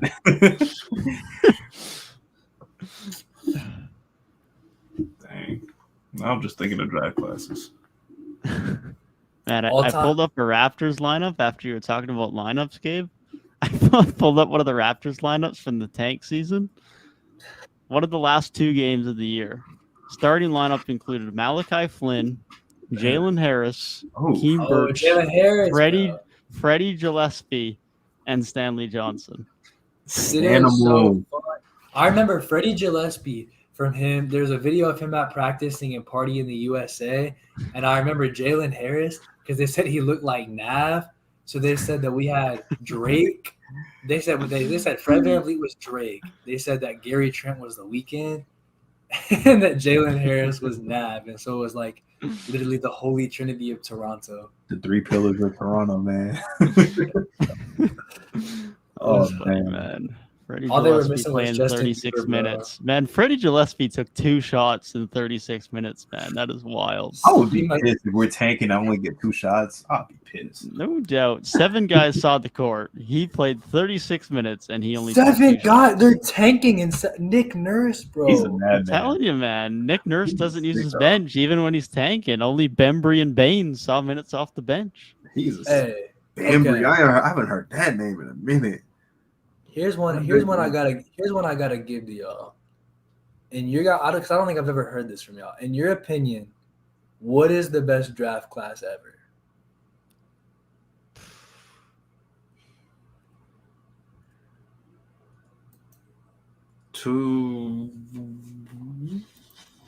I'm stuck between 84 and 2003.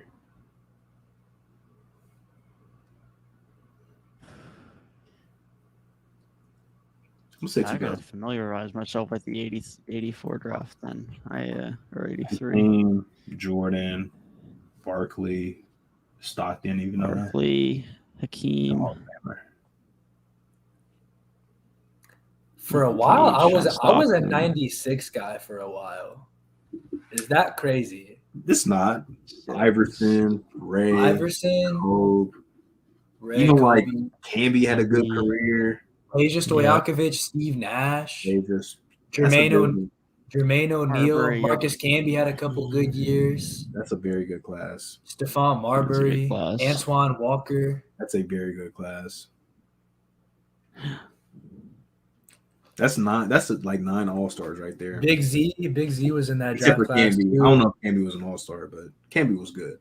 Was Ilgauskas? Was he an All-Star? I think he was a one-timer. He was 2-time I think so, All-Star. yeah. 2-time All-Star. That's a really good class. Camby was not an All-Star, but No, was he he never made it. was he ever like a depoy or anything? He might have been all defensive. Yeah, he got 1 depoy, 4-time all defensive, 4-time block champ. That's damn near an All-Star to me. Derek Fisher was Yeah. in 96 class, and obviously he did a lot of stuff. That's a really good class. That's what I like. I don't know if that's a hot take. I don't know. 2003 though. 2003 was also really good. My best since 03, like kind of more modern era, might be like 2011. I think 2011 is a real good class. Good class, but a lot of shit in there. So Yeah. I feel like some of the other classes might also That's have true. a lot of shit. We just don't recognize for the shit from sure, the old classes because we just weren't. it's we don't really know not that. until you get to recent classes to where you don't find a lot of quality NBA players. Honestly, these last time I checked, Yeah. Yeah, I mean, Like, there was definitely a transition over the last decade to front offices wanting to take these high upside guys who could be busts. Like, we weren't getting Dragon Benders being taken as high as he was in previous drafts. That just wasn't a thing. Benders, Josh Jackson's, Mark. But even like, all Suns players, by the way. That looks just like like go back and look at the first round of 2021, and now like a year and a half out, like how many of these guys realistically look like draft busts? This was the K, Jalen. Like you just go down, it's like Cade is obviously good. Jalen Green, a little bit. People are iffy sometimes, but he's good.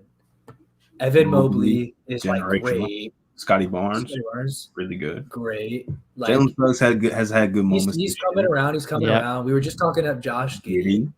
Kaminga has Kuminga. had a lot of good moments last year. Franz Mhm. at 8. Davion has had a lot of good stuff. Davion solid.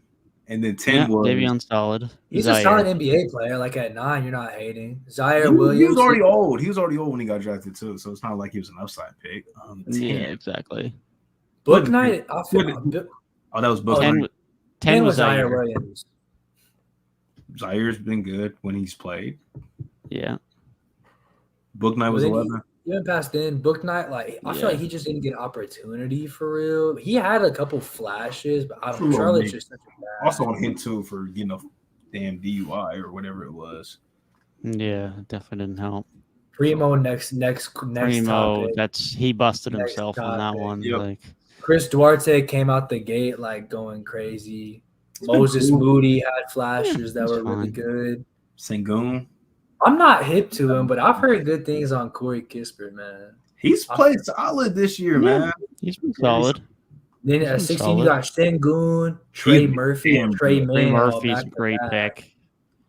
Trey And Mann. Trey Mann was after Trey Murphy too. Like it's like Yeah. you for real. You're Those are and some really good picks. Trey Mann would that- be like the best shot creator in the 80s.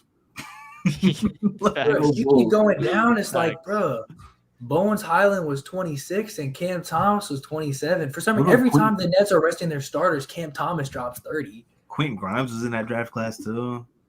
Yeah, at 25. There's not really a true bad pick until 19, and that's Kai Jones. And even then, it's a guy who's playing for the Hornets, but more accurately not playing. So I don't even want to judge him that much. Shout out But to then, the like, Charlotte. Bro, Herb Jones was Sure. 35. Io DeSumo is 38. Like these are guys who you think realistically have good NBA. Jose was undrafted. Yeah. The only person who's like super deep is maybe like maybe like Brandon Boston.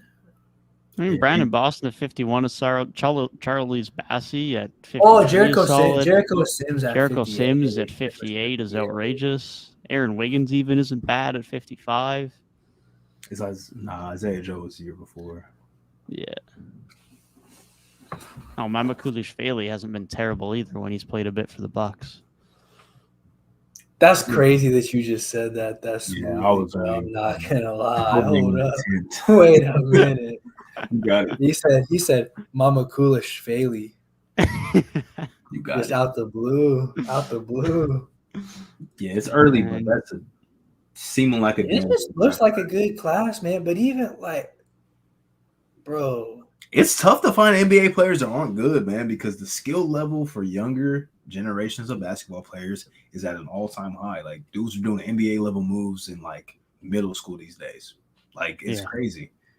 Yeah, it really is. all due respect though, maybe I'm just not tapped into a lot of guys, but this class beyond like top like 7 to 9, like there's like some gems in there. Like there's a couple guys throughout it, but I feel like the consistency is not as high as last year's. Talking about 22 or this year coming up. Like the drafted, like the current rookie class. 2022. Okay. God, who the hell are rookies this year? Yeah, exactly. Oh, Paolo's class. Well, we haven't seen Paolo. Chet. Haven't seen Chet. It's like Jabari's been hit or miss. Kika's been good. He's been solid. Yeah. I think there's still some Ivy. solid depth. There just Shaden. might not quite be as good, and some of them we just haven't seen enough from yet. Also, might be tough But- because we just named a whole draft class of good players. Well, exactly, right? So a lot of those. A lot of good players in the spots are league, man. Like there are really good basketball players that are playing in the G League right now. Hey Yeah. man, Not enough room. the Pelican. Nobody new can come to the Pelicans because they got a spot waiting for EJ Liddell next year, man. That's You the just think savior they of the drafted franchise. Kira Lewis at 13 a couple years ago, and there's no spot for him, even if he's healthy. No, nowhere. Which he showed some flashes when he was healthy, but there's not a spot for him no more. Honestly, but even 2020, like it looks like the top of that draft. Like you were talking about Kira Lewis, but everybody before him, like Anthony Edwards, James Wiseman doesn't look. He honestly looks like one of the worst picks in this like top. Like LaMelo, Star, Patrick Williams. I've been hearing a lot of good things about him, especially lately. Really, really good. This Isaac Okoro, maybe not like as good as some people thought, but he's a Had a big game consistent last starter on a good team. Yeah, he did. Okongwu, we know it's like people are high on him. Killian Hayes, Hayes, I feel like Obi Toppin flipped some narratives once he got some more opportunity. Is he hurt right now? Was he just out the rotation? Think so. Okay, because I haven't seen him play in a while. I'm gonna say there's no way Obi Toppin's out the rotation. He was playing. No, I think he's good. You never know with Tibbs, man. I'm just saying. But yeah, like Danny's done some solid stuff. Jalen Smith. Quickly was this draft class too, and so was Tyrese Maxey. Those guys were picked in the 20s. I feel like they thought that Jalen Smith was like the biggest like. How did this guy get drafted? But he's been solid since he like. He's left been Phoenix really solid. He was kind of after him is Devin Vassell, Tyrese Halliburton. Really good. Neesmith. He's talking about Neesmith. Yeah. Pokuševski. Sadiq Bey was 19. Beef's still been playing good this season, man. He's been playing really good this year. Since they moved him alongside Duren in the starting lineup, they've been both playing really well. Desmond Bane was 30. Don't remind me. Oh, you got it. My fault. That was our pick. You should be on the Celtics, man. Obi Toppin is back as of tonight. He played 8 minutes. Peyton Pritchard, the best player in the NBA. Damn, Peyton Pritchard. That was a damn good draft class. Josh Green. What kind of solid earlier this season? There's not that many like second round steals, I feel like. Looking at this second round, it's like if Theo Maledon gets some minutes here and there. He had moments in OKC. Trey Jones he plays. Oh, solid. Isaiah Joe, he plays. Trey Jones and Isaiah Joe and Kenyon Martin Jr. are like the guys. Bro, KJ is like one of the most uber gifted athletes, bro, in the league. When he dunks, you hear that shit, man. Did he switch his shooting hand? I swear he used to shoot left-handed. I really feel like he was left-handed, but he shoots right-handed now. Or at least he shoots his free throws right-handed. I don't remember now that I think of it. You said Kenyon Martin Jr.? Yes, I swear he was left-handed. His basketball reference just says shoots right, so I don't know. I feel like he used to be left.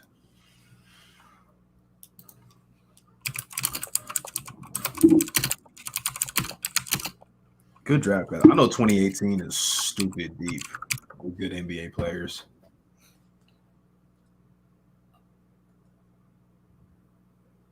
No, hold up.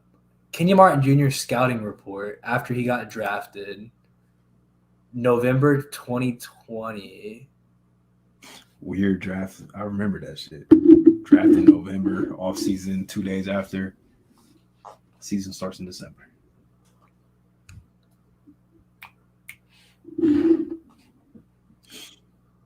Very interesting ambidexterity. He was a right-handed shooter, it says.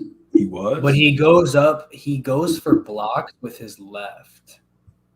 Maybe that's why, because he dunks left a lot. He jumps off the foot that you would dunk with your left. Maybe that's what it is. I could have swore he used to shoot lefty, though.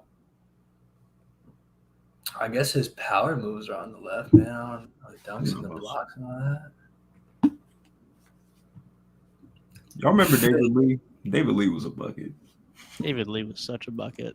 Talk about a machine back in the day, man. Talk about Warriors David Lee. No, we're talking about Warriors David Lee. I know Knicks David Lee. That boy was a monster. First time All-Star David Lee. Hey, man's had a game winner with 0.1 seconds left on the clock. Tip in. Y'all remember? Didn't Tyson Chandler do that against somebody when he was an all-star? You know who else was an all-star that year? Chris Kaman was an all-star that season. The caveman. Hold up. David Lee's a 2-time all-star. Well, David Lee was actually really good. David Lee was really good. Now, Chris Kaman being an all-star, kind of suspect. Not going to lie. injury Yeah, replacement. that's definitely a little bit sus. But Okay. I think he might have been 18-10 that year though. So I mean, those are really good numbers, especially What for did that. David Lee was an Yeah. all-star, averaging 20 and almost 12, but then averaging 18 and a half and 11. Bro, he made the Knicks somewhat watchable because he was actually really good. Him, Nate Robinson, who else they had? Lefty. That team was terrible. They had J.R. Giddens getting minutes. Bill Walker was getting minutes. Bro, 6'9", taking no three-point shots. I think That's Jared Jeffries was on that team. Jordan Hill. Oh my God, that team was terrible. Hold up. David Lee played 79 games in 2017. For the Spurs, right? Yeah. Yeah, but he played 79 games. Serviceable, man. David Lee gonna do what he does. He gonna grab 9% some from boards, the field. throw some Okay, assists. but at that point, that was his highest games in a season since his All-Star year in Golden State. Oh, he made one in Golden State? Yeah. Yeah, 2012, Yeah, his third 2013, he was year. an All-Star, played 79 games, and then he didn't play that many games again until he matched it in 2016, 17, and then he was done in the NBA.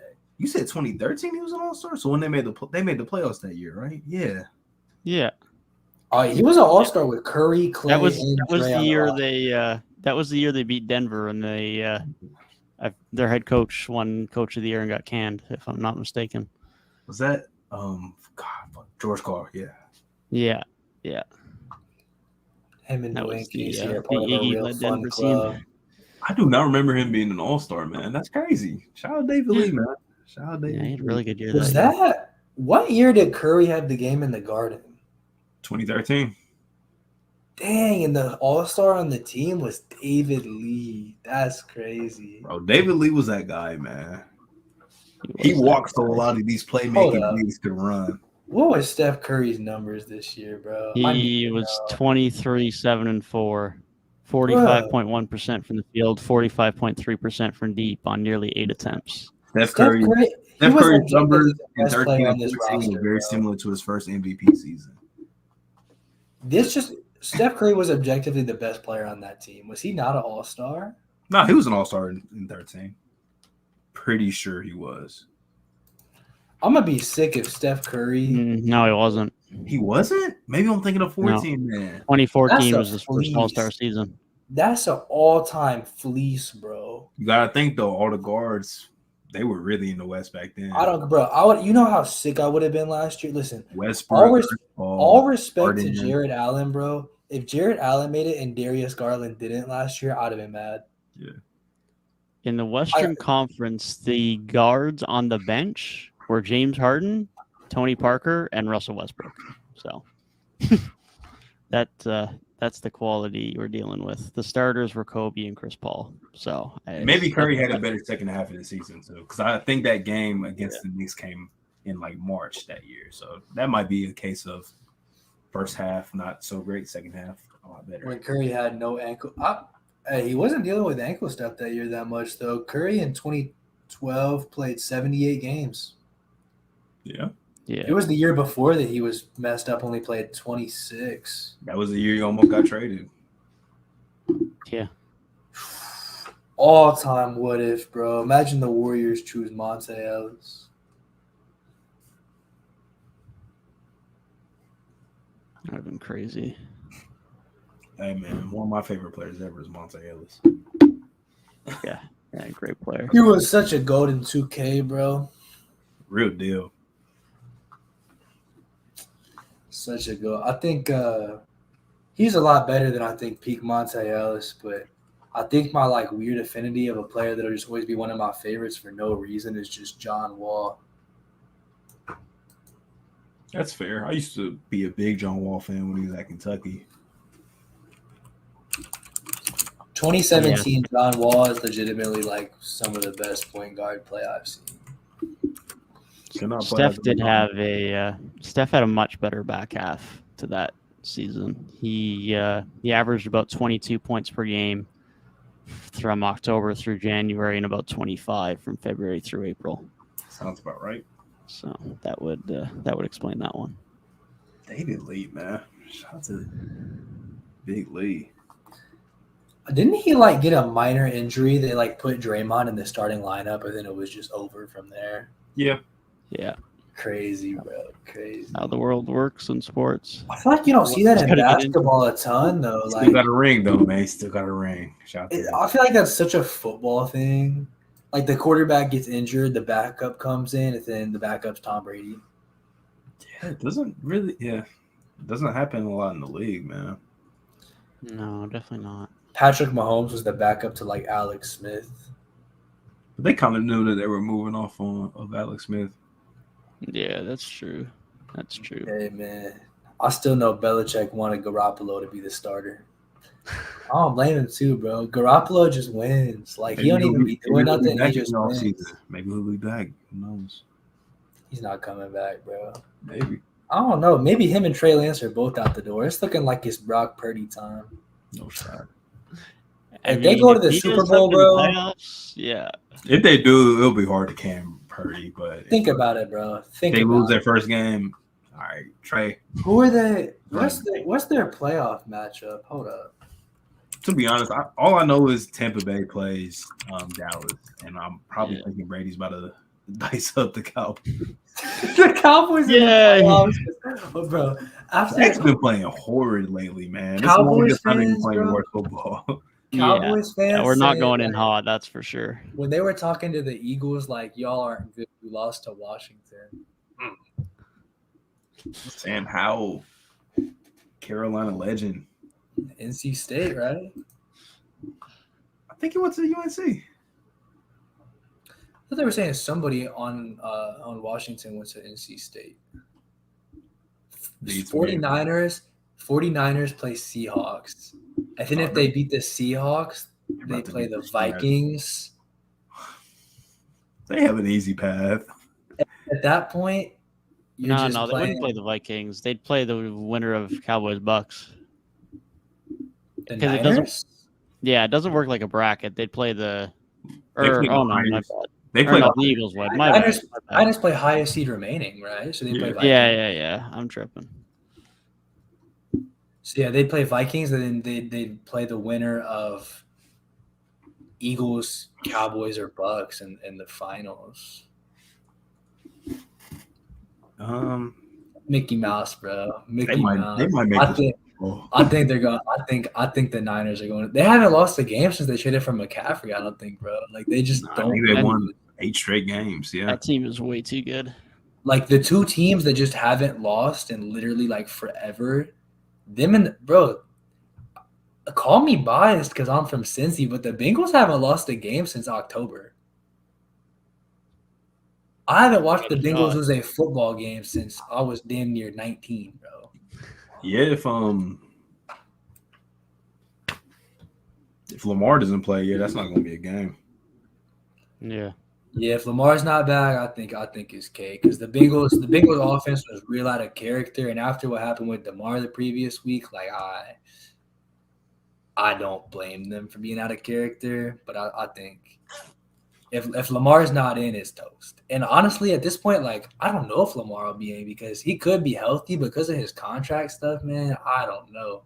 I don't blame him either, man. This man Greg Roman really gets his plays from Madden, bro. Like why are you throwing it from the goal line with a third string quarterback? He just throw it to Mark Andrews like every down time. Down 10. Like being down 10 at Cincinnati with a third stringer, that's a gift at halftime. Like just go ahead, just be down 10. Nope. I think Bills take care of business. I do think the game of the weekend, to me, the games of the weekend are probably going to be Chargers, Jags, and I think Giants, Vikings is like sneaky going to be really good. Be honest, give me the Giants. They almost beat them before. They're going to beat them this time. There's just something about them. And just like the stars in that, like seeing Saquon and Justin Jefferson in playoff games at the same time, like that just seems special. Mr. Cancel, Justin Jefferson. Hey man, I remember when Julio Jones didn't score a touchdown until like week 11 one year. yards merchants. That's why I draft Devontae Adams. I need them touchdowns. Oh man, hey, I won my fantasy league, man. on my fantasy. Yeah. I won, guys. I saw your tweet. The Man. consolation I bracket. couldn't even like that because you almost got my hopes. And I'm like, this guy. Yeah, man.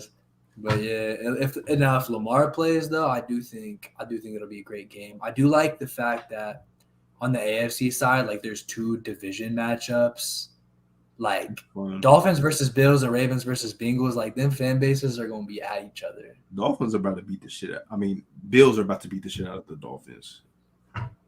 Yeah, I was real high on the Dolphins early in the year, but they have not looked great. Second half.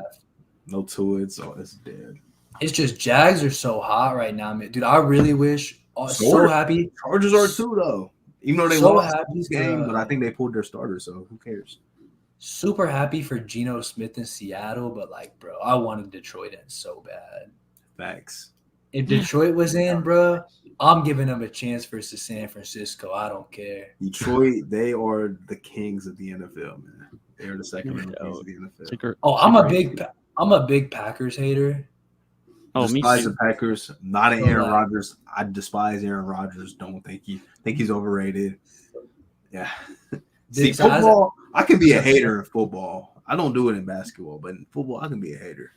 As a Packers hater, like seeing the Lions knock them out was just chef's kiss. Beautiful. And then especially because it was Jamal Williams, who the big complaint is, they never get Aaron Rodgers any offensive pieces.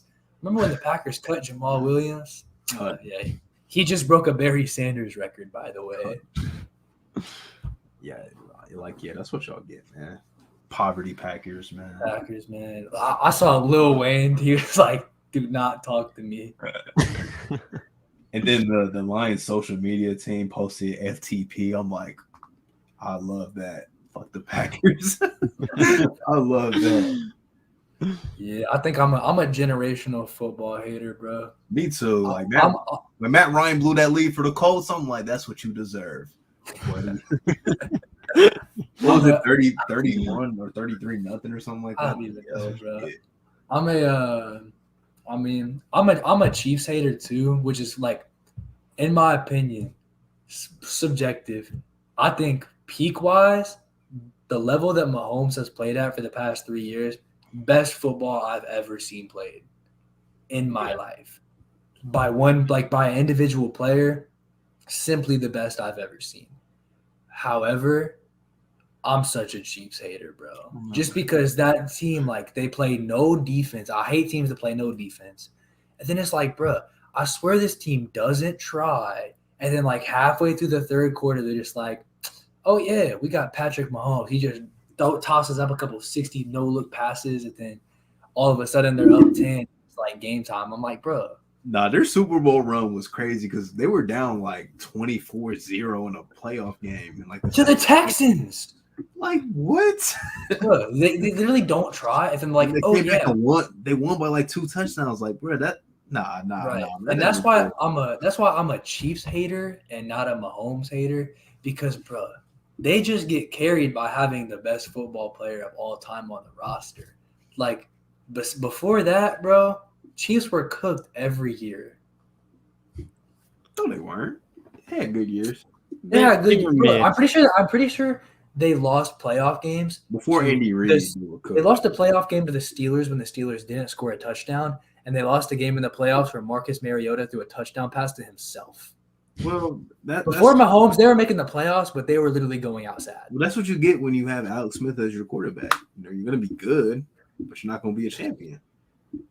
I just feel like that, especially with Tyrik gone, bro. I was tired of the Tyrik slander. I've always held the opinion that Tyrik was, like, at minimum, like a top 4 wide receiver, but like he finally proved himself this year. Everybody was like, "Oh, he has the best quarterback in the world. He's just fast, and Mahomes has a big arm, so he can just run a go route every time and get past anybody, and Mahomes will find him, bro." Yeah, I never understood that narrative either. He's special.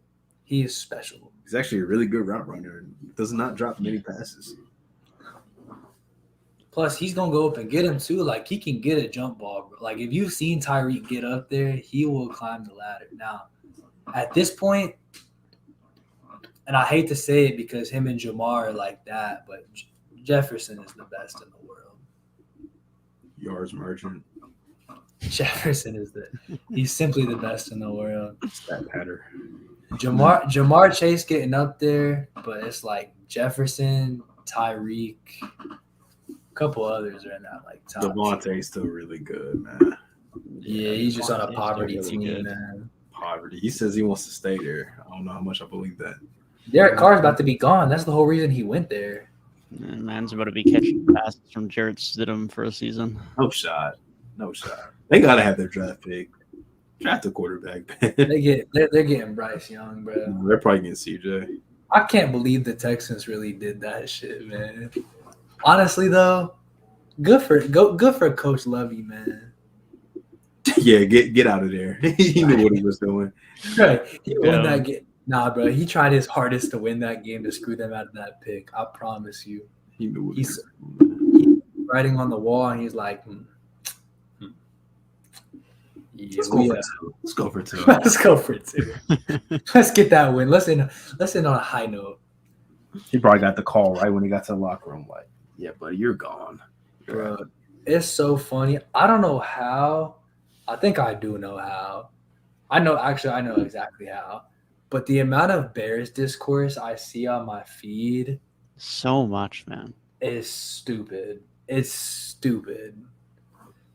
All the Justin Fields stuff, and most of it's because I follow Kevin Lapka from being a part of the Lantern last year, because he's always posting about Justin Fields. Thanks. But even just because it's the Ohio State Colt, they're all about Justin Fields, and so it's just all stuff about the Bears like all day. It is insane, man. I feel like I know more about the Bears than like any other NFL team besides the Bengals. Valid. Shout out to Kevin, though.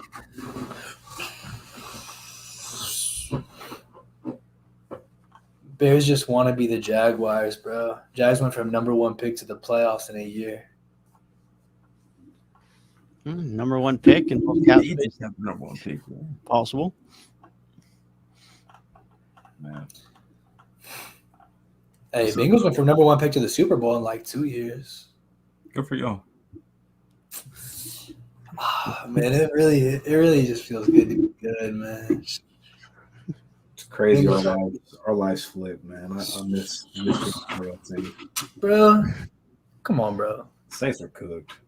The Celtics are literally contenders every year. That's and they were true. in the finals last year. I'll sacrifice the That's Saints for a spoiled, bro. Celtics ring. I'll sacrifice the Saints for a Celtics ring. I sacrificed Ohio State for the Raptors to get a ring, and then for the Bengals to start being good right after. That's like pro terms, I'm on cloud 9. Now, since I've been enrolled at Ohio State, they have lost to Michigan every single time. Same. But that's true. We got here on the same time. Me so, too, man. I feel like man. I'm a curse, which I sacrificed the college success, but my pro teams are thriving. And y'all all know, especially Tyrik, because I got beef with Northern Ohio and the city of Cleveland especially. So I could give a fuck because they have to deal with Ohio State being bad. Well, not bad, but like losing to Michigan. And they got to deal with the Browns being poverty. Hey, my highlight of the Saints season was beating Deshaun Watson. That was my favorite moment. No explanation. They're just going to let that shit slide, bro. They're just going to let that – he's just going to continue like nothing ever happened. Well, he's going to be cursed, and he's going to continue to look like shit. Is he though? Because Ben Roethlisberger won like 2 Super Bowls after all his shit. So, Sure. Did he? Who cares? Steelers fans care. I'll tell you that. I guess. Ben was carried by AB and Le'Veon Bell for like the last 7 years of his career. Big Ben was carried by having all-time great coaches, bro. He went from Bill Cowher to people said forever that Mike Tomlin was carried by talent. But he's flipped that script. I feel like Mike Tomlin low-key pulled a Tyronn Lue, bro. Like, he got a ring, and people were like, oh, no, it's just because he got hella talent and, like, other people's success. But then, like, he came around, and then once he was kind of had to do some heavy lifting, he showed his true colors. Yeah, definitely. Yeah, I mean, he's arguably the best coach in the NFL at just making shit happen with absolutely terrible teams. So, Bro has had TJ Watt, and the rest are nobodies. And TJ Watt is like half the season injured. Dude was winning games with fucking Duck Hodges as a starting quarterback like 5 years. Like, they had a winning record or at least went 8-8 because it might have still been 16 when they had Myles Garrett swinging his helmet at Mason Rudolph. Mason, bro. Yeah, that's got to be studied, man. Like, how does he keep winning these games, bro? Not a day goes by where I don't love being a fan of AFC North football. Like, I know Devin knows being an NFC East fan. Like, NFC East is beef, bro. Especially Eagles, Cowboys. Like, that's like Washington's always kind of ass. Giants kind of sneak in there sometimes. I mean, Giants got more Super Bowls than both of them combined since 2000, but that's a different story. But like NFC East has beef. AFC North. I feel like NFC South like that. Like, do the Saints for real have beef? Falcons. Hate them bitches. Falcons, really. I hate the Falcons, bro. I feel like the Falcons have just been ass since they choked that lead. That was like right when y'all were starting to be hella good. They've had a couple good years since then. Nobody likes the Falcons in our division, bro. I don't really like any of the other teams, honestly, but especially the Falcons. That's the team I just despise. Bro, Jalen Brunson had 44 tonight. Damn. I seen he had like 23 in the first half, but I ain't know. These stat lines are so absurd that nobody's going to care. Bro, like, especially because they lost. Like, who cares? Julius Randle, 25, 16, and 5. Bro, he was 0 of 8 from 3 to start that game. Like, all in the first quarter. Giannis finished 1 of 12. Bro, Giannis only had 22, man. They lost to Joe Ingles. He been shitty lately, man. Giannis? Yeah. That's a couple games. Stop playing with the best player in the world, man. Come on. He gonna show you in June who's the best player in the world. Is he gonna be playing like Eurobasket or something? The way he plays in Eurobasket, the way Luka talks about it, playing good in Eurobasket might be being the best player in the world. Hey, I saw Willie Hernan Gomez be MVP over here. That's all I'm saying. We also saw the writing on the wall for Lauri Markkanen, though. So true. Did you see there was some Luka quote that came out the other day where he was like, "Man, I don't even keep up with the NBA. I watch some Eurobasket, but I don't watch nobody else in this league." Yeah, I don't remember what game that was after, but at least he's watching basketball, I guess. He's been burying the NBA like the whole time. He's been like, he literally came over like as a rookie. He was like, "Man, it was easier to score here than I thought it would." Because it is. Like, bro's been burying the NBA since he got there, and he's been backing it up the whole time. I was telling somebody yesterday, like, bro, dropping 40 in college is like ridiculous. Because there's no spacing, less possessions. Yeah, you really got to get some buckets to drop 40 in college, man. No matter what, I still think the one record that Luka will always hold, and probably my favorite like trivia question / record, is owning a franchise while still playing. Now LeBron did that years ago with Toronto. True. But all I was gonna say, Luka probably has the greatest growth in 2K overall in history. It's like a 55 overall, bro. Giannis is close. Giannis is like a 60 rookie year. He's close. Who would have thought some random dude on Real Madrid and on an extra roster on 2K would end up being? Bruh, he was 59 overall in 2K17, and nowadays he's probably like a 96. Giannis might have the same growth because Giannis was like a 60. Now he's probably like a 97. Let's see. Giannis's overall in 2K14. Gotta be 60. He was 60. Dang, so he was the worst player in the whole game. So Luka was a 59 and Giannis was a 60. Let's see. Top overalls in 2K23.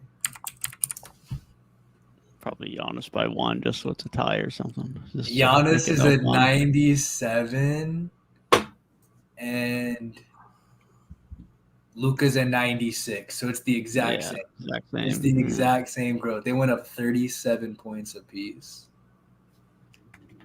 That's wild. Shout out to the Euros. I think LeBron came in at like an 83, man. He usually went up like Probably. Man. And that shows GOAT. Come on now. That shot's go, man. He didn't know. He was running from the grind, bro. He went to Miami.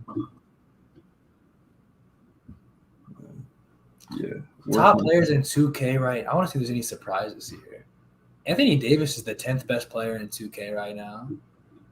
That's crazy. Y'all I play like 2K? it, but that's crazy. No, Not I really, don't. no. I do not. I don't. I didn't buy 23. I knew I wasn't gonna play it enough. Fair. Jimmy Butler's at 92. He's the 12th best player in the game. You guys see that? I think it was an ESPN broadcast used Jimmy Butler's 2K render because they were trying to use that troll ass dread pic. I thought that was fake, honestly. I thought it was fake. I guess not. That's hilarious. It was all real, though. It was all real. Kawhi Leonard is still at 91, bro. That's crazy. Straight off a rev. Dude don't even play anymore.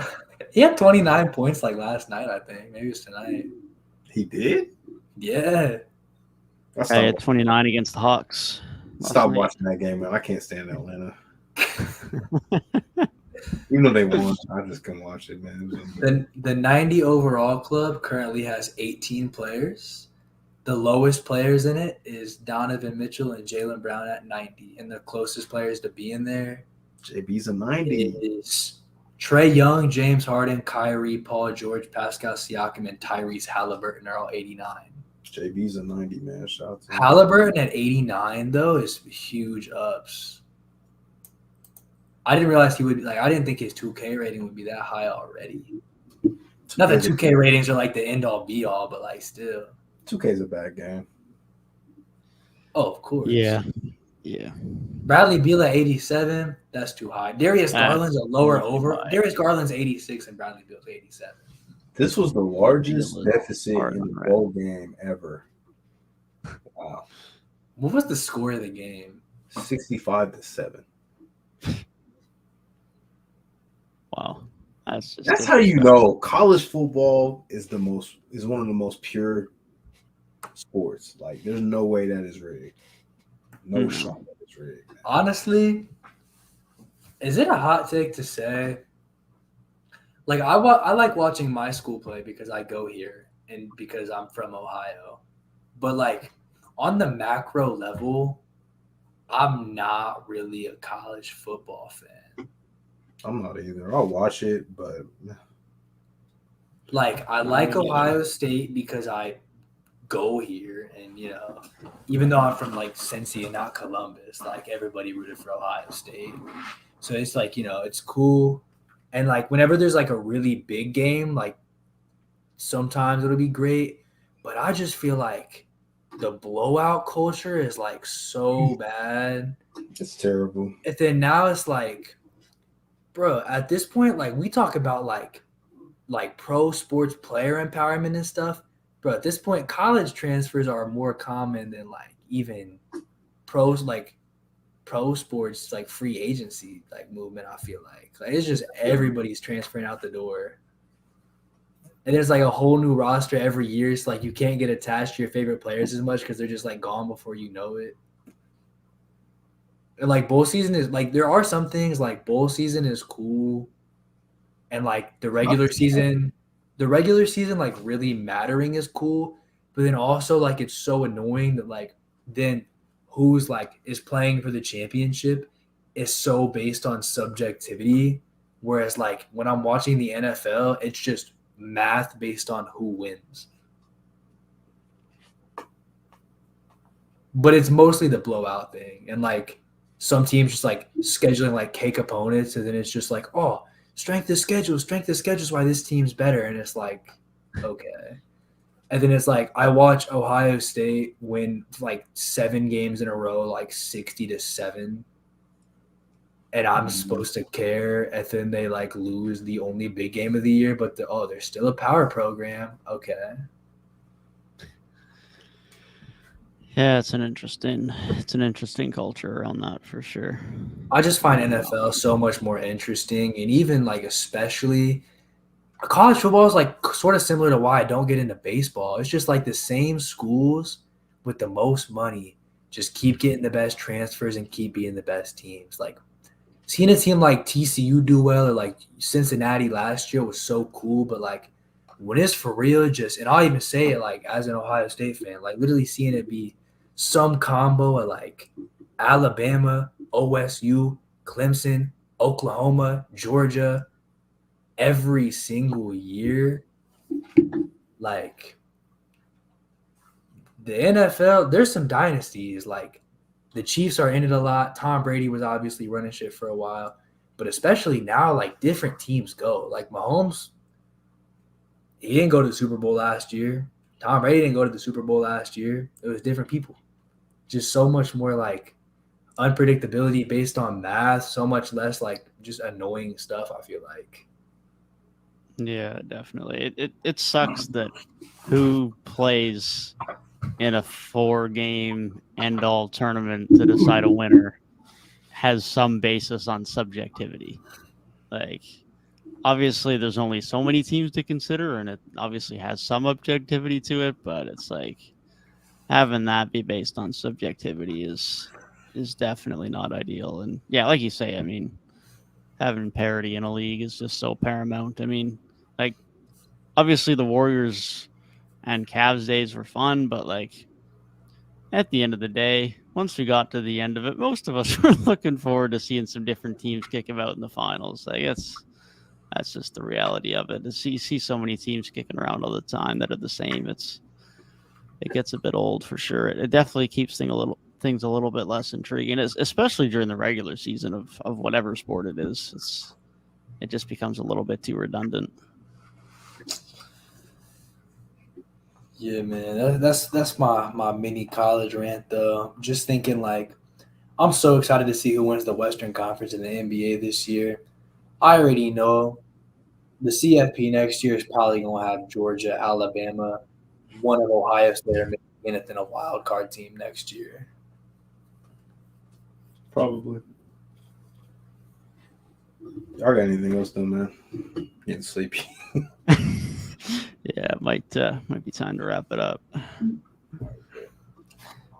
It is almost 2 a.m. Casual 3 hours and probably 3.5 hours, including recording time before. Yeah. Straight sports talk. We didn't get to hear about Reek Knows Riz this episode, man. It's okay. He'll be back next time. I have an update. I'll update y'all.